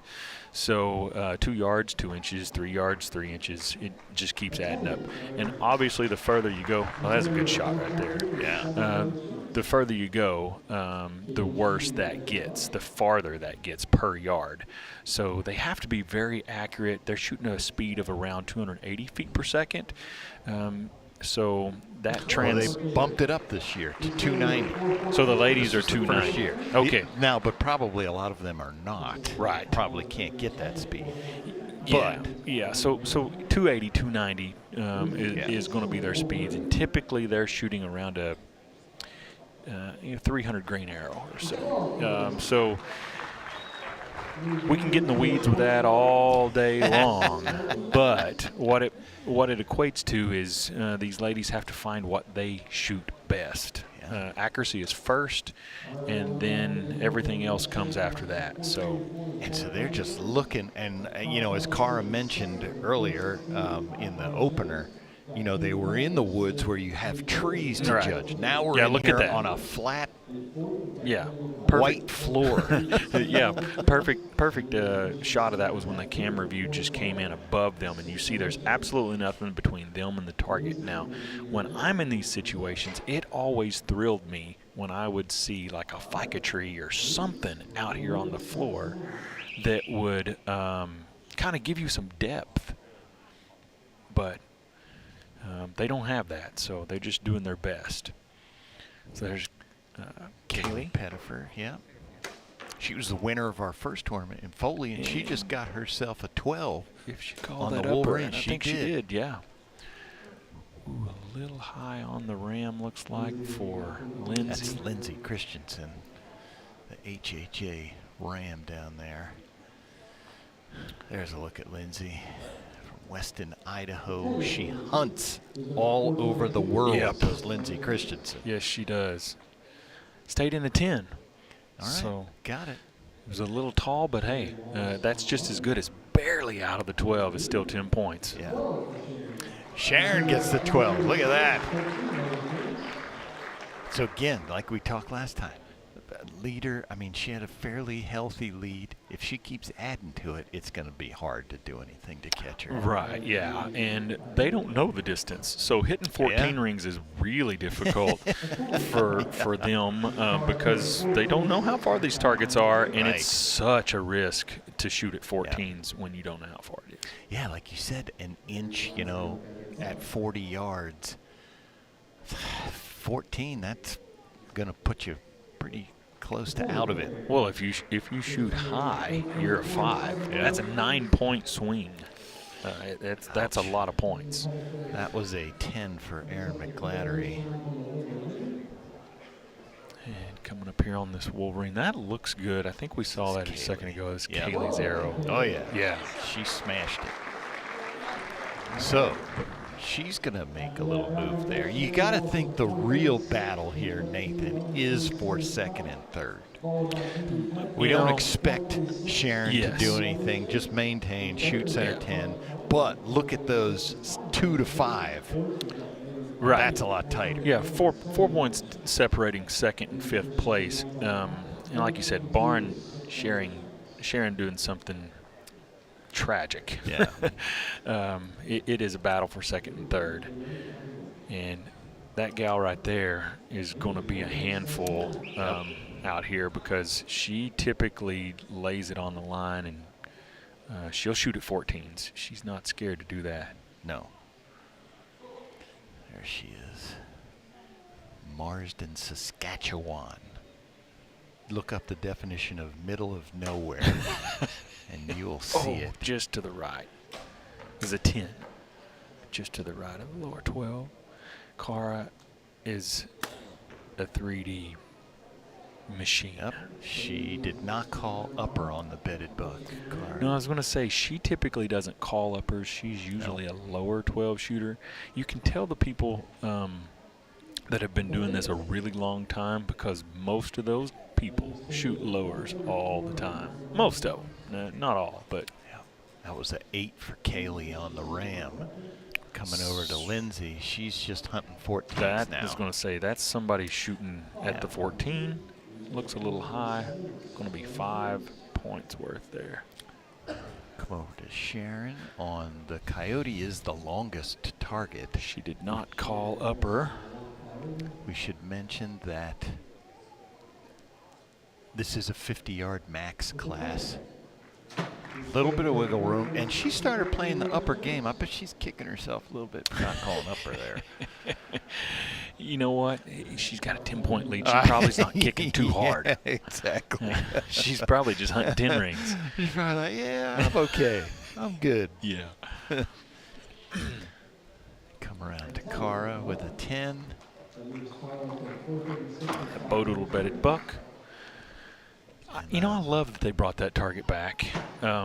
You know, we shot that target in competition for years, and it went away, and it was one of my favorite targets. Yeah. So I'm happy to see it back, even though I'm not really doing much shooting right now. I will be soon. As a 10. I have to say, Nathan, that I like that one because if I really badly underjudge it, with that thing being bedded, you can get a glance off the ground and put it right in that target. You know, that sounds like a shot of the week story.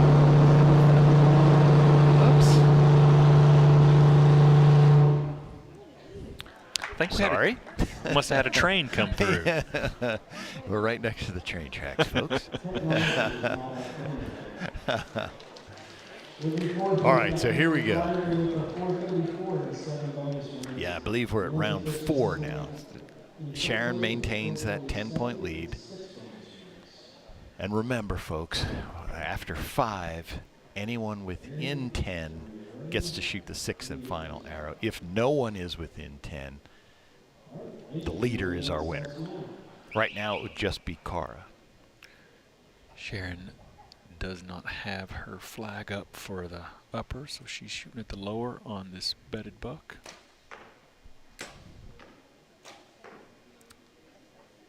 I'm going to guess. There you go. Yeah, just straight just over a it. 10. That's all you need. That's a difference of about 1.5 yards if she's aiming at the center of the 12. Right. Maybe 2 yards. Just depends on the distance. Aaron McGladdery takes a 10 on the HHA Ram. Kaylee Pettifer's on the Stan Leopard. And she called upper, and I think she got it. I didn't see where that was. Oh, yeah. That's an upper. There you go. That's a 12. All right, so there you go. That battle for second. She just gained back 2, depending on what Cara did. And she has the bonus rings to secure that if they're tied for actual score. Lindsay Christensen takes a 10 on the long Coyote. Here comes our leader, It's a Sharon good Wallace. shot on that Coyote at that distance. Yes, that's a small target at a long distance. 10 for Sharon. Good shot. All she needed to do. Just keep the wheels on the tracks. Right. And then coming up here for Cara's arrow. You notice she's shooting skinnies, or that's what we would call a small arrow. Small arrow diameter. Yeah. Yep, she has said she shot those forever, and that's what works for her. Accuracy is what she wants. Yep. She'll take that over the chance of catching lines. Well, another thing that could be an issue there is they're typically, like I said, these ladies are shooting around a 300 grain arrow. That's not real heavy. Right. So a little bit of wind blows that. Oh, yeah. Blows that arrow around. So the smaller diameter is going to be better in that wind. Yeah. So that could be another reason why she chooses those arrows. All right, so here we go, Nathan. There you go. You see that Sharon Wallace 10-point lead over Kaylee and Cara. Currently, the 3 of them would shoot our final arrow. But this last arrow is going to tell us. Sharon hits a 12 here. She could cause some problems. Yep. It's a long hole. Ooh, that's in the vicinity of the 12. Where's a fist bump? I think she did 12 that. Did anybody? So we got someone would need a 12 to stay with her. Otherwise, I think Cara was maybe holding out to see what happened. Yeah, what does she need to do here? Shooting at a 12. Oh, she's just left of it. That may be it, Nathan. Now, Erin shot at a 14. It looks like.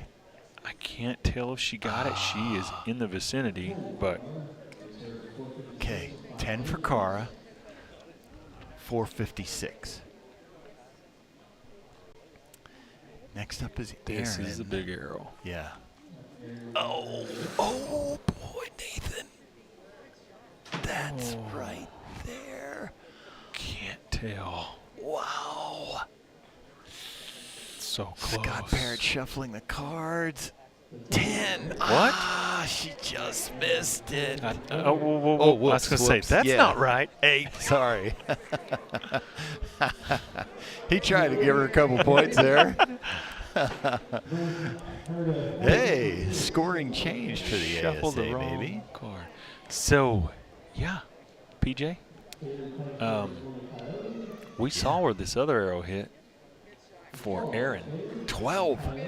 So, Kaylee just saved herself. Oh, yeah, that's right. That's right. She now made the final arrow. She's going to be 10 points For behind one more. Sharon. Yep. So Lindsay Christensen takes a 5 on the bedded buck. Bo Doodle bedded buck, and now Sharon Wallace on the Schwacker Wolverine. And we know what this is. That's a 12. So she's going to go to 468. Kaylee Pettifer moved to 448. Cara Kelly's going to finish in third. At 456. So 10-point lead for Sharon Wallace going into the last arrow. So regardless what score. There you go. Regardless what score, Kaylee hits. Let's say she Doesn't 14s matter. it. Let's say she misses. Well, still second place. That's right. But let's go with the positive. Yeah, let's say she Hits the shoots a 14. Yes. All Sharon has to do to win is hit that target. Hit foam. Hit the foam target Hit the somewhere. foam. Yep. So, Nathan, last year, right here on this floor, the tables were turned. It wasn't this big of a lead, but it seemed like a lock for Kaylee. Sharon Wallace shot her last arrow. Kaylee then, all she needed was an 10. Shot an 8 high. Sharon Wallace ended up winning. Yeah. You know, the feeling was that it was a lock. Kaylee came back this year, won in Foley, got her revenge, but now here she is. Just shot her way into the second position and can do no worse. Yeah. These ladies have battled against each other. So Kaylee has been shooting as long as I can remember. Forever. I remember her when she was maybe 14, 13 out here at these events. She used to travel the world. Yep. Now, I'm not going to reveal her age. I don't think that's proper. But I'm going to say she's in her 20s. So, I am going to reveal an age here because I asked her if I could, and that's Sharon Wallace. Actually, I don't know the exact age. What I know is that she's over 50, and she's the only one out here who is that age. And Nathan, as I've said, once you hit that 5-0, things start falling apart. And so she's out here over 50 competing with these younger ladies, best in the world. Oh, yeah. And not just beating them. I mean, let's be honest here. She's dominating. Yeah. My guess is she's still going to pull out a little magnifier to set that sight. But she's look. Oh. I think she was getting ready to pull out the magnifier. But she is dominating. Yeah. Dominating. Yeah, I asked her, I was like, do you mind if I talk about your age? You know, I know you're supposed to. She was like, heck yeah, go ahead. Because she knows that she is competing with folks a lot younger, and she's winning. Oh, just right over it. Got a 5. That's okay. So now Sharon doesn't even need to shoot. Need to shoot. Right. But she's got an arrow. I think she's going to wait until someone says, hey, Sharon, you know you don't need to shoot this. I don't know if she knows. Oh, yeah, she knows. She knows.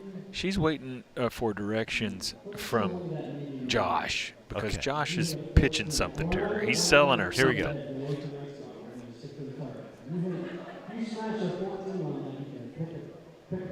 So we're waiting to hear what Josh says. So Josh offered her, she shoots a 14, she can give away a target.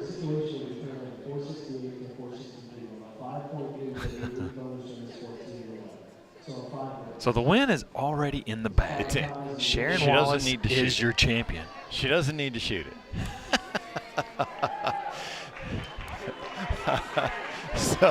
But they're trying to get. Yeah.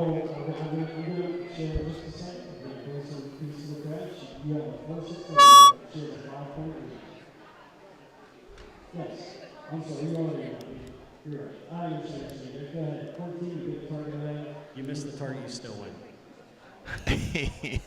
Sharon's just making sure. Are you sure? If I miss, I'm going to win no matter what.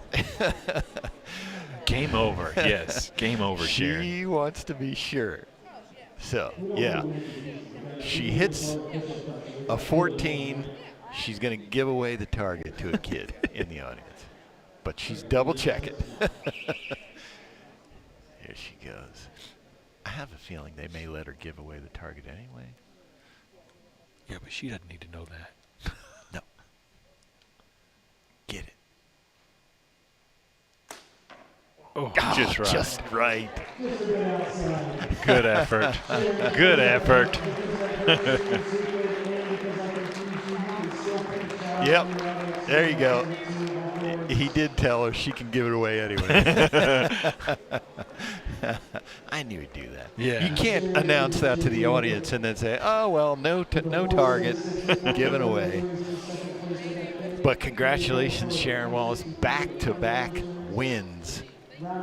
But this one in dominating fashion. Oh, yeah. This is the kind of win that can win Shooter of the Year for you. I make that statement a lot. Yeah. That you can't win a tournament on day one, but you can lose it. But I tell you what you can do on day one. You can get a huge lead for day two. Yeah. Or you don't win it, but you can get awful close. So the same ideology applies to Shooter of the Year that we saw Tim Gillingham do earlier today, where he come in with a 16-point lead, and it just pads that Shooter of the Year, total. So that girl in the purple hat is our target winner, in case you couldn't tell by the reaction. So she's going to take home one of our targets, but here comes Sharon Wallace to pick up the headset. And Sharon Wallace, we were just talking back-to-back wins, but this one felt more, this one wasn't just a win. You dominated this one. How does that performance feel? I don't have words, obviously. It was just everything was smooth the whole weekend. Shots were going off real well. I had a couple oopsies, but it just, I don't even have words. It just, everything went smooth. The shots were incredible.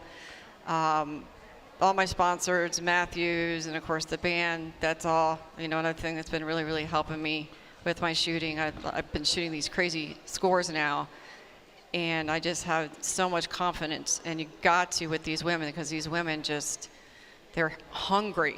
And I'm no little young girl anymore, so I have to practice a lot. But just to be able to win back-to-back, that's just, there's no words for it. Well, if you can give away a target every event, you're going to have to find, each event, just pick out a kid before the event happens and I know. I'll be like, 'cause it's like they all, and you're like, you want to pick them all. You want to pick them all. But so I was glad that I was able to give them one. So.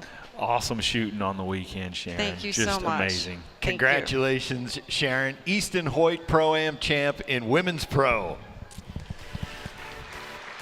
Folks, don't go anywhere. We'll be back here in Bossier City for the Easton Hoyt Pro-Am, our final event of the night, Open Pro.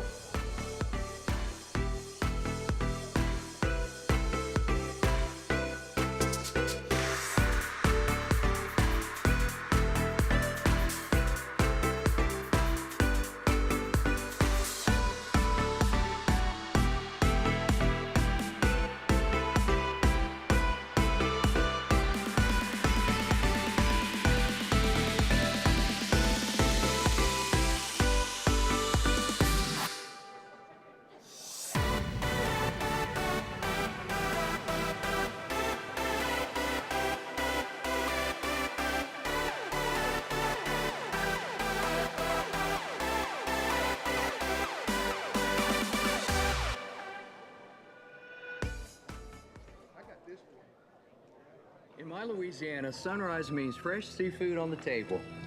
My Louisiana, every meal is a celebration. My Louisiana really makes me wonder. Ours is fast! With real-life swamp creatures. In my Louisiana, music is a way of life. My Louisiana is sheer magic, from sun up to sundown. Till sunup again. What will your Louisiana be? When you find your Louisiana, you feed your soul.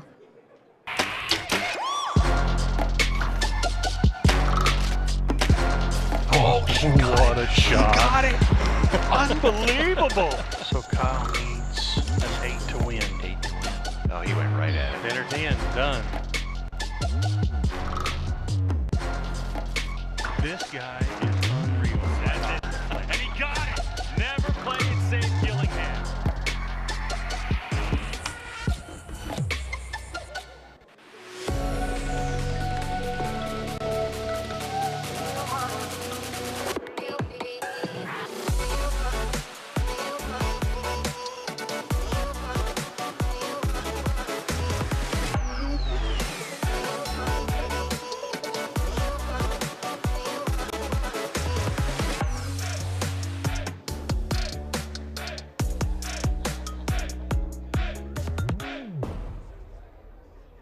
How do you take archery's flagship arrow to a whole new level? Introducing the all-new Easton 5mm FMJ Max. It allows faster speeds to your target and features a seamless AccuCarbon core fused with a precision aluminum jacket overlay, delivering higher energy at impact and increased momentum, making it the ultimate shaft for taking down big game. FMJ Max, the go-to arrow for today's most serious bow hunters. To learn more, visit your Easton dealer now or go to eastonarchery.com.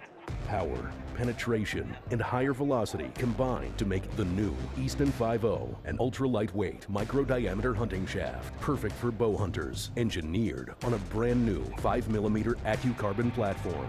It can be configured to offer maximum speed, or can be built with weight up front for extreme accuracy. Each 5.0 is guaranteed to have virtually perfect consistency. Punch your tag with the industry's most versatile arrow. Experience the all-new Easton 5.0 today.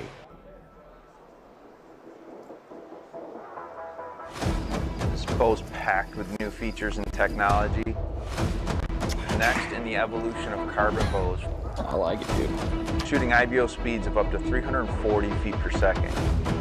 This bow will reach draw lengths of out to 32 inches. Right where he said, shut down.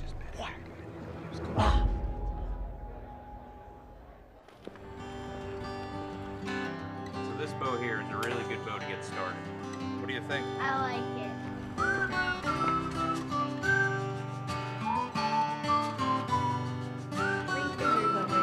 And you're going to draw to your aim. Great job. This limit be a good step up from what you had. It's going to be a little bit higher throwing. Hey, nice shot. Thanks. There's those. He's did. Oh, he yeah. got it. He got it. Man. Oh, yeah. 466. Wow.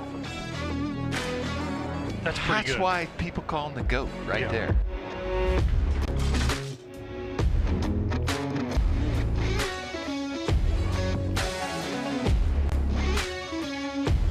I really feel like this is where I need to be.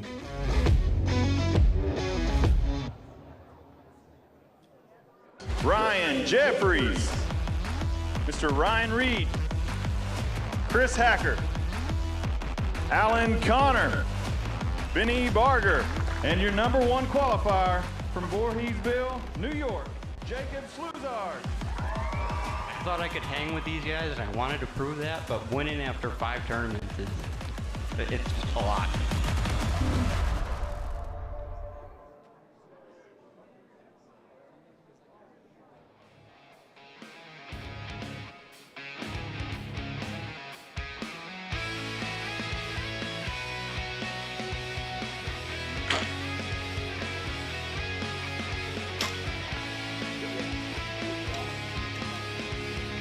Shoot-offs here are different because it's on the inside, kind of like Foley is. You know, you get acclimated to these ranges, you see the coverage in these lanes, so you make the shoot-off, it's quite a bit of difference because it's completely opposite of what you're used to judging or acclimated to out here.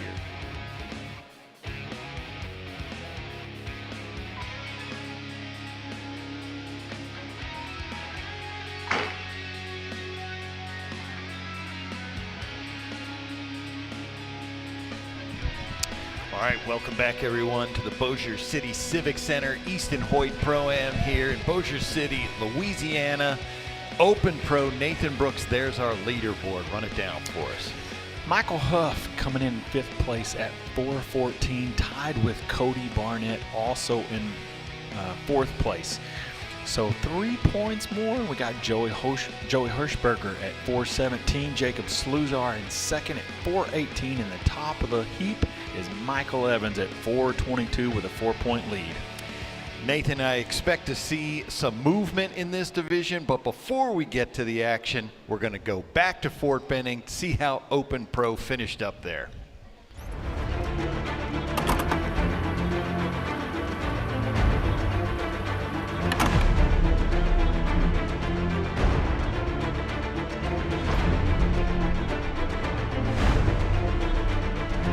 The Open Pro Shootdown at Benning was one for the ages.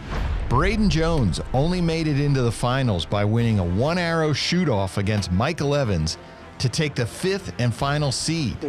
Pretty close race, like really close. Yeah. In front of him were Levi Morgan in 1st, Chance Bobeff in 2nd, Dan McCarthy in 3rd, and Cody Barnett in 4th.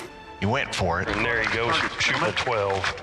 So if Braden had any dreams of a win, his work was cut out for him. Old lefty, boom. A round of 10, 12, 12, 12, 14. Oh, he did. He's on the board, and he got it. Was exactly what he needed to take a 2-point lead ahead of the 6th and final arrow. He had to win a 1-arrow shoot-off just to get here. Yes. In 5th. Came in 5th. And now he needs a 10 to win. With that shot, Jones needed a 10 to win. Pinky settling in, isn't he? I think he's a good yardage judger. Got it. Yes. He center punched it and took his first ever title as an Open Pro after coming into the finals in 5th place. Man, it feels amazing. I'm blessed. A whole lot less stress when you don't have to hit a 14 with these guys. They're awesome. So. Do you feel like the weight's finally been lifted off your back? Man, you better believe it.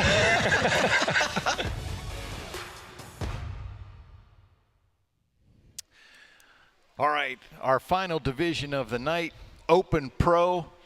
Our 5th place qualifier with a score of 414 and 11 bonus rings from Clarksville, Tennessee, shooting for Matthews, Michael Huff.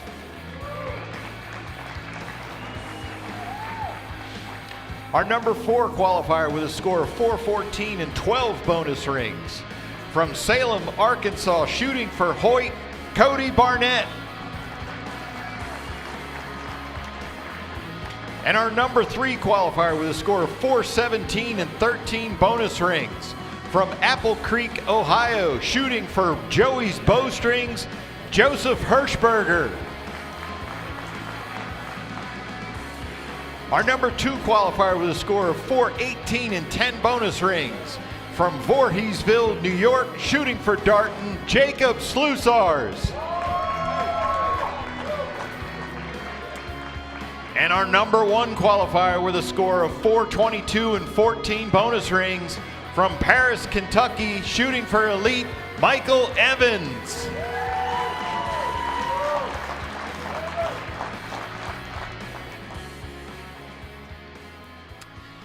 All right, Nathan, we saw there Michael Evans coming in first place after losing a 1-arrow shoot-off to miss the shoot-off the shoot-down in Benning. Well, I think it's only fair, right? I mean, if a guy is having to lose a shoot-off to miss the shoot-off, then he should automatically just get put in first place the next event. For sure.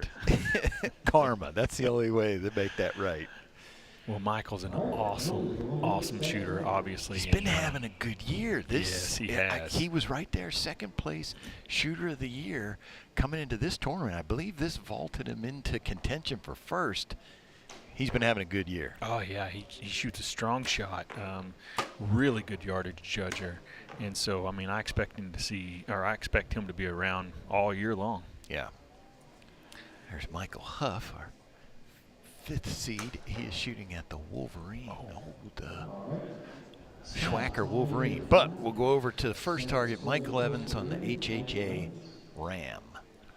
And it's going to be a little bit high. Yeah, he did not call upper. Stayed 10. But that's perfect, though. You know, your leadoff target, he had to have misjudged at like 3 yards. Yeah. Shooting at the 12. And as he did that, I can promise you right now he's thinking, dial. The rest of these are probably 2 to 3 yards off. If I miss that one like that, then the rest of them are probably off. That's Jacob Slusars on the Stan Leopard. He gets a 10 as well. You notice he was about the same height high as Michael was on the first one, so both of them saw these targets a little bit further than what they actually are. So this is Joey Hirschberger. This is his first shoot down in Open Pro. He gets a 10 Good on 10. the Gas Bowstrings Coyote. There's Joey. He's been shooting for a long time. We see him in the Lancaster Archery Classic all the time. He's a great shooter. For sure. We mentioned he shoots for Joey's bowstrings. That's because he's Joey. Right, exactly. Yeah, when I introduced him or said the score, I said Joey Hirschberger because that's how I know him, not proper as Joseph. It says Joseph, but yeah, Joey, that's his name. But yeah, he's been shooting for a long time. Yeah. Been shooting at a semi-pro level for a long time as well. Primarily kind of in the northern states, New England, up your way actually. We PJ. see him. Yep.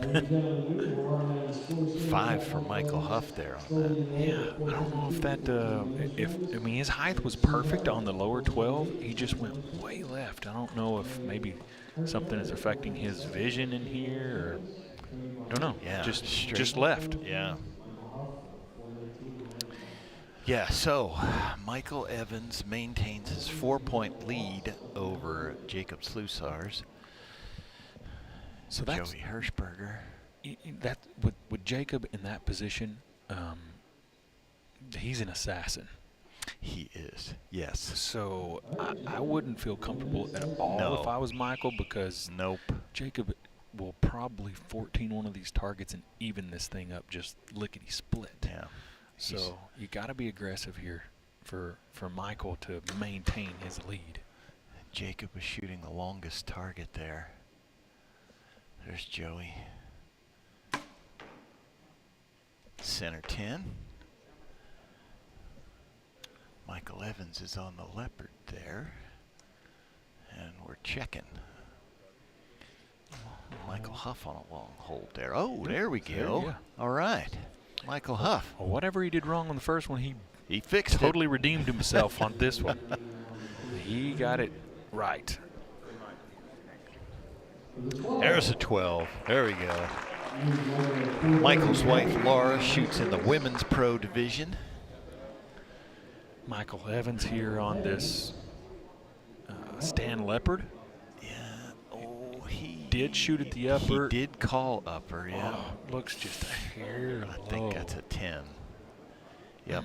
There we go for a 10. All right, now. Good shot at it, but just a little low. Jacob was on the longest. He's in a, boy, that's a good shot at for the lower. I don't. Just man. over it. These guys are all over them. But so this is PJ. This is what they say when they say, "How'd your day go?" And you're like, "Man, I shot good. I just couldn't hit the 12s." Yes. So you can be all over them and just not catch them, and you're really shooting good. Yes. You're just not hitting them. If you're a golfer and you get those 6-foot putts and you keep just lipping out, this is kind of like that. Right. So it was a 10 there for Joey. 10 for Joey. Cody did not call the upper, so that's just a 10. Just a little. It looks like these guys are just seeing these a little long, a little hot. Michael actually, Michael Huff, that is, has been perfect height on both 12s that he shot at. He hit one, obviously, and the other one was left. But he actually looks like he's got the yardage figured out. That first 5. Technical issues here with the audio. So that is Jacob Schluzar there checking out the. He's on the bedded buck, the Bodoodle bedded buck, and that's one you can actually see pretty good definition on for aiming. So he might be sizing this one up for a 14.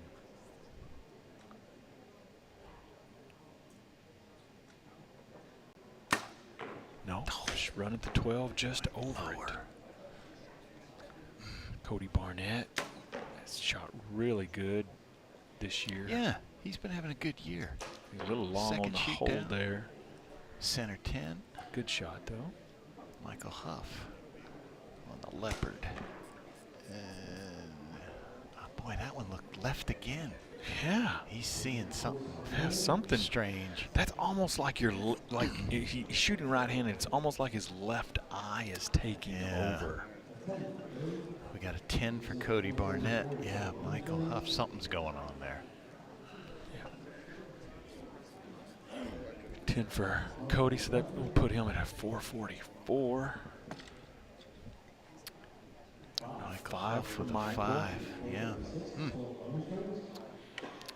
Michael Evans, our leader, on the long coyote. Ooh, Nathan. He's hoping probably for a a top 10. of the 10 there.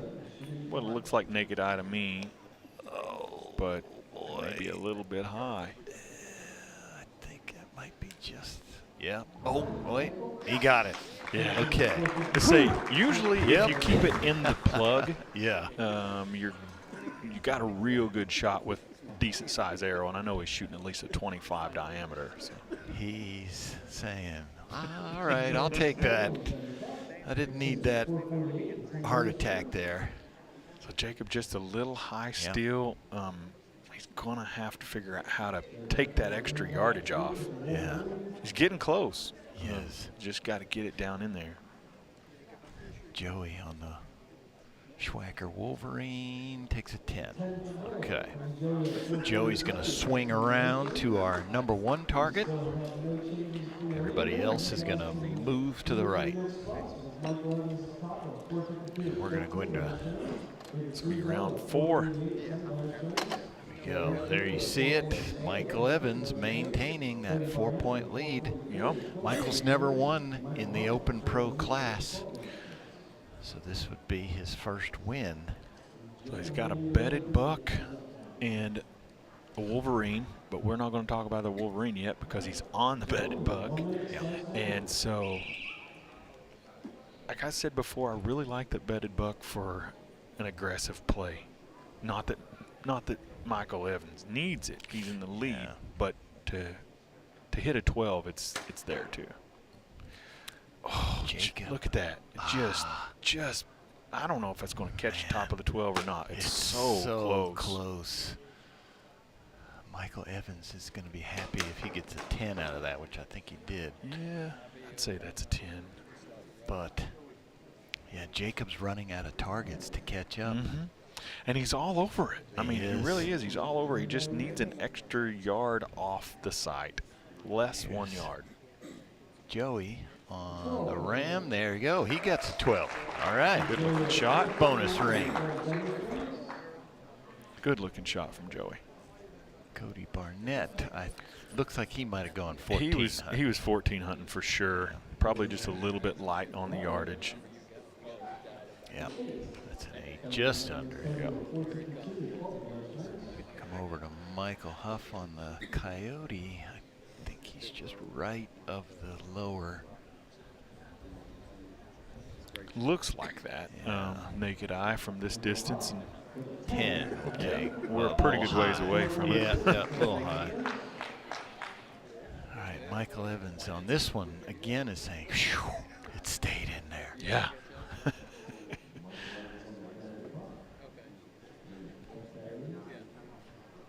Yeah, this is. Yeah, they're looking at it, but I'm pretty sure he got that line there. Ooh. Yeah, he split. He's halfway through the line. 10. Yeah, he says. He's telling them, hey, guys, I just barely missed that 12. I mean, I just barely missed it. It still writes down as a 10 on the scorecard. That's right. Nobody has to, you don't have to get specific. Right. Here's Jacob. Did he have enough? Can't see the other side. The first angle we had at that was underneath from I think it's a little high. It looks a little high, but you never know. It could pull it. Here we go. Yep, 10 from Scott Parrott. Just over it. So close. So close. So here we go, Nathan. 5th arrow. Nobody has really hasn't. Oh, Jacob Joey Hirschberg, I forgot he shot a 12 on that last one, so he should move to 2nd. Yeah, there he goes, with a 1-point lead over Jacob now. Yep. Cody Barnett 4th, Michael Huff 5th. So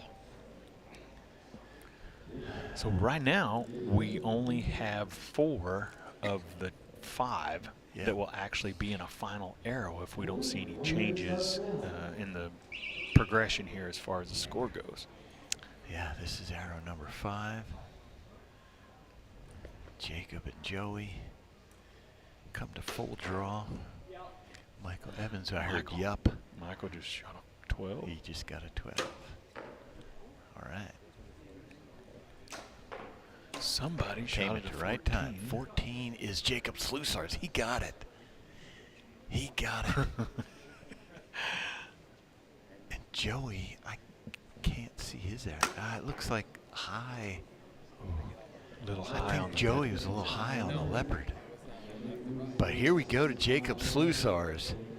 Guess what he just did? If Michael Evans had shot if Michael Evans shoots a 10 on his target, they've tied. Yeah. With that 14, but we'll have to wait and see. We think he got a 12. I think he did. Jacob needed that. Yes. Here we come to Joey, because remember, he and Jacob swapped, but I think we're going to flip back. We are, just for sure. high. He was shooting that upper and just had a little bit too much on it.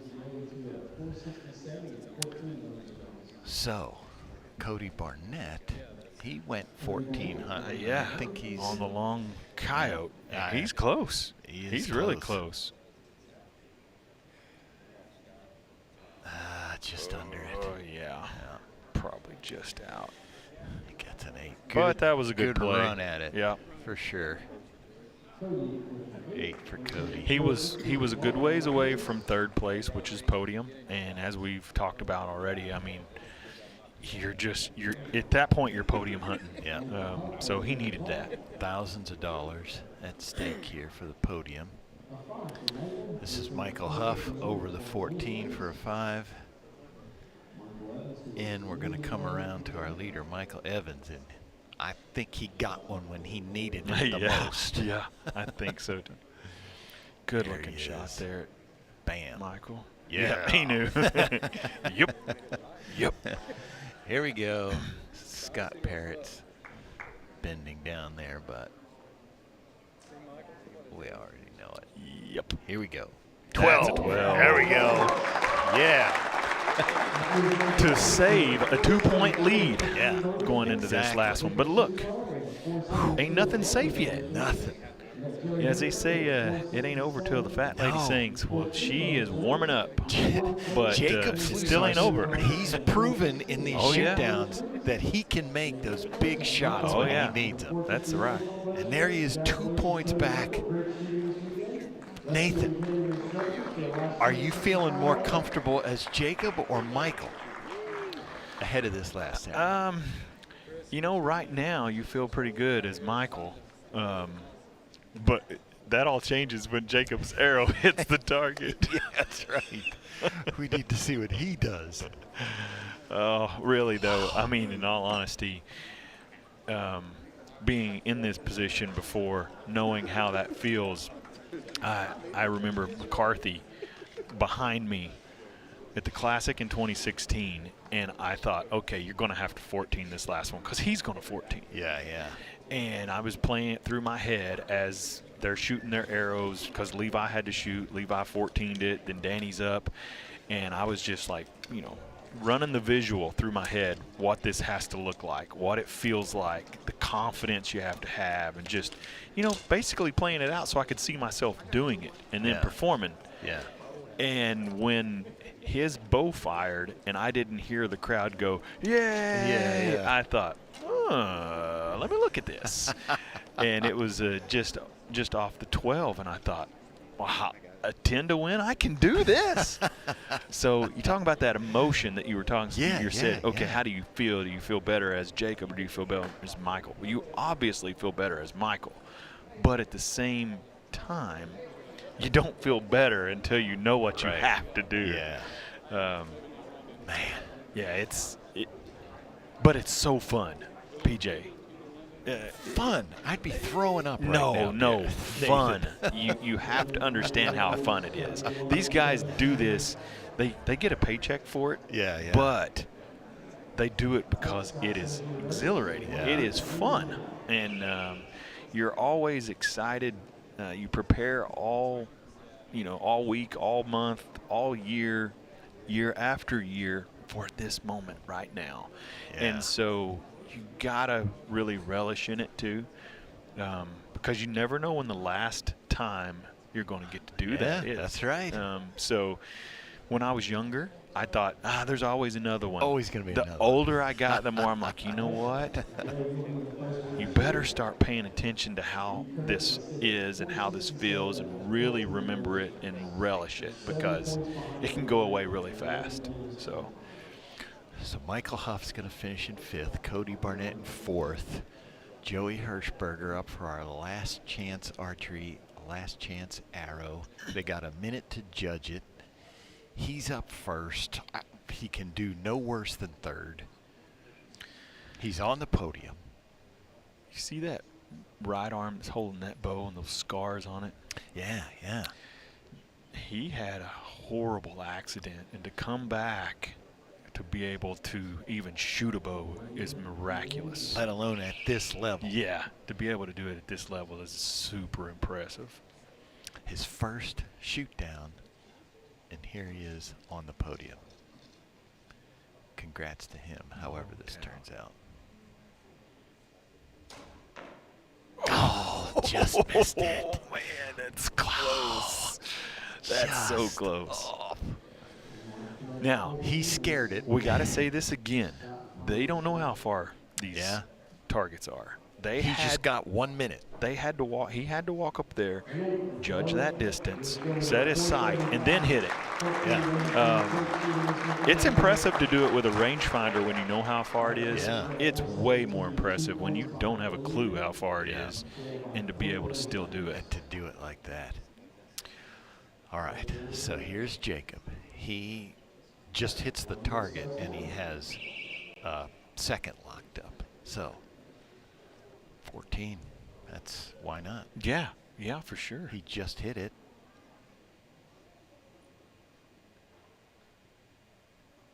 He's got a unique style of shot, but it is good. Powerful. Oh, just off. You feel better if you're Michael right now. Yes, oh you- my gosh. You really feel better. Is that an 8 or a 5? Because that he may feel even better. What he got? I think that's an 8. That's close. It is That's going to close. be a caller for those guys. So close. What does he have, Scott? That's an 8. It is an 8. Okay. So that's going to put him at 80. So Michael Evans needs an 8 ring to win. An 8. The biggest ring out there. He just has to put it in the middle of it. Michael is telling himself right now, I can do this. I can hit this 8. Just be strong. For your first win as a pro. Just Open be pro. strong with the shot. Double check. That's actually, I think, the 3rd time I've seen him look at that sight. You want to make sure you did that right. This is an easy shot. Come on, Michael. There it is. Nicely done. There it is. Right in the middle of the 10 ring. Yeah. Way to go, Michael. Nathan, we got all these superstars in this sport, you know, names we call over and over, but man, I like seeing those guys win their first one. I tell you what, it's really what makes this, what makes it go, because you got to see these guys come up. I mean, Michael's a perfect example of somebody who has worked for a long time. He's been shooting. I mean, look, you know, he would be okay with me saying this. He's not a spring chicken. Yeah, exactly. He's been doing this a long time, and he finally got that win. So the work has paid off. Yeah, and as we mentioned, you know, he's been having himself a great year, great season. He got it going. He's coming over to the headset here with Jennifer. Hey, Joe. All right. Now he's got him on there. Michael Evans, there you go. Open Pro win. How does that feel? Awesome. It's been a long time. I was just saying that you know, we watched so many people work this game and work at it and work at it and work at it, and we got the superstars that win all the time. It is so great to see somebody win that has worked their butt off like you have. Tell us about the work. Tell us about what it's been like for you. It's just been years of it. Just kind of judging targets by recall, mainly mistakes, and shooting as much as I can when I can. My practice has changed a little bit as I aged, and it's finally happened. I mean, wow. How did you feel when you went in there with the 2-point lead on the last arrow, seeing what Jacob did? I imagine your heart rate went down a little bit. Yeah, for sure. Just putting it in a 10 is hard at sometimes, you know, but made it happen, and here I am. Heck yeah, man. I couldn't be more happy for you. It is so awesome to see you get this win, and I'm sure there's a lot of people in Kentucky going pretty nuts.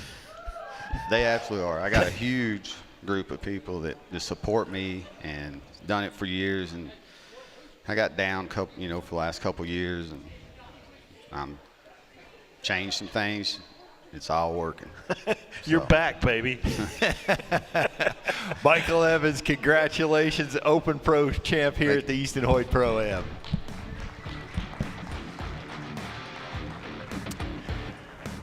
All right, folks, thanks for joining us tonight for the broadcast of the Easton Hoyt Pro-Am. For Jennifer Brooks, Nathan Brooks, I'm PJ Riley. We'll be back in a month at the True Ball Pro-Am in London, Kentucky. Thanks for joining us.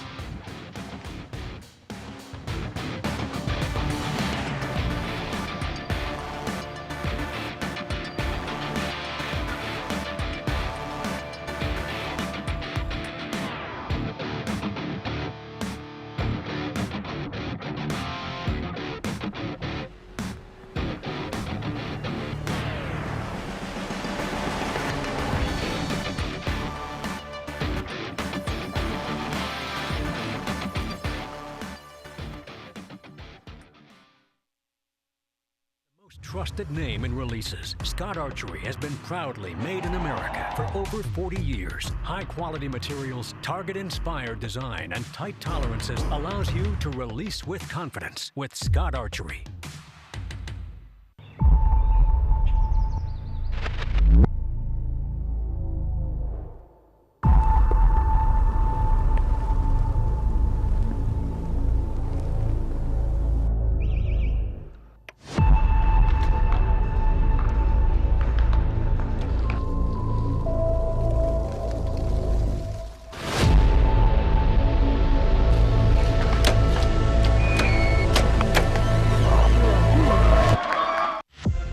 At HHA, bow hunting is in our blood. At the moment of truth, there are no shortcuts, no excuses. It's just you, your bow. So when we build a sight for these moments that take your breath away. For the past 40 years, we've been setting the tempo for bow sights in the hunting industry, and this year we did it yet again. New for 2025, the Nitrix from HHA.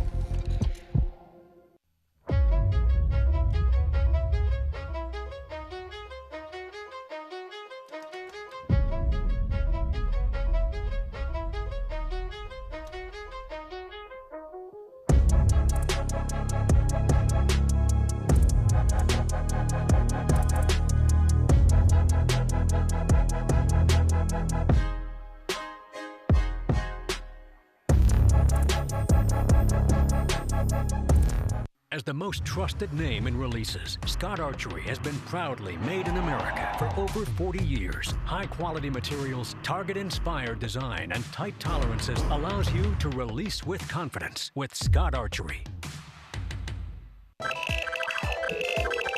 In my Louisiana, sunrise means fresh seafood on the table. In my Louisiana, every meal is a celebration. My Louisiana really makes me wonder. Ours is fast! With real-life swamp creatures! In my Louisiana, music is a way of life. My Louisiana is sheer magic, from sunup to sundown. Till sunup again. What will your Louisiana be? When you find your Louisiana, you feed your soul.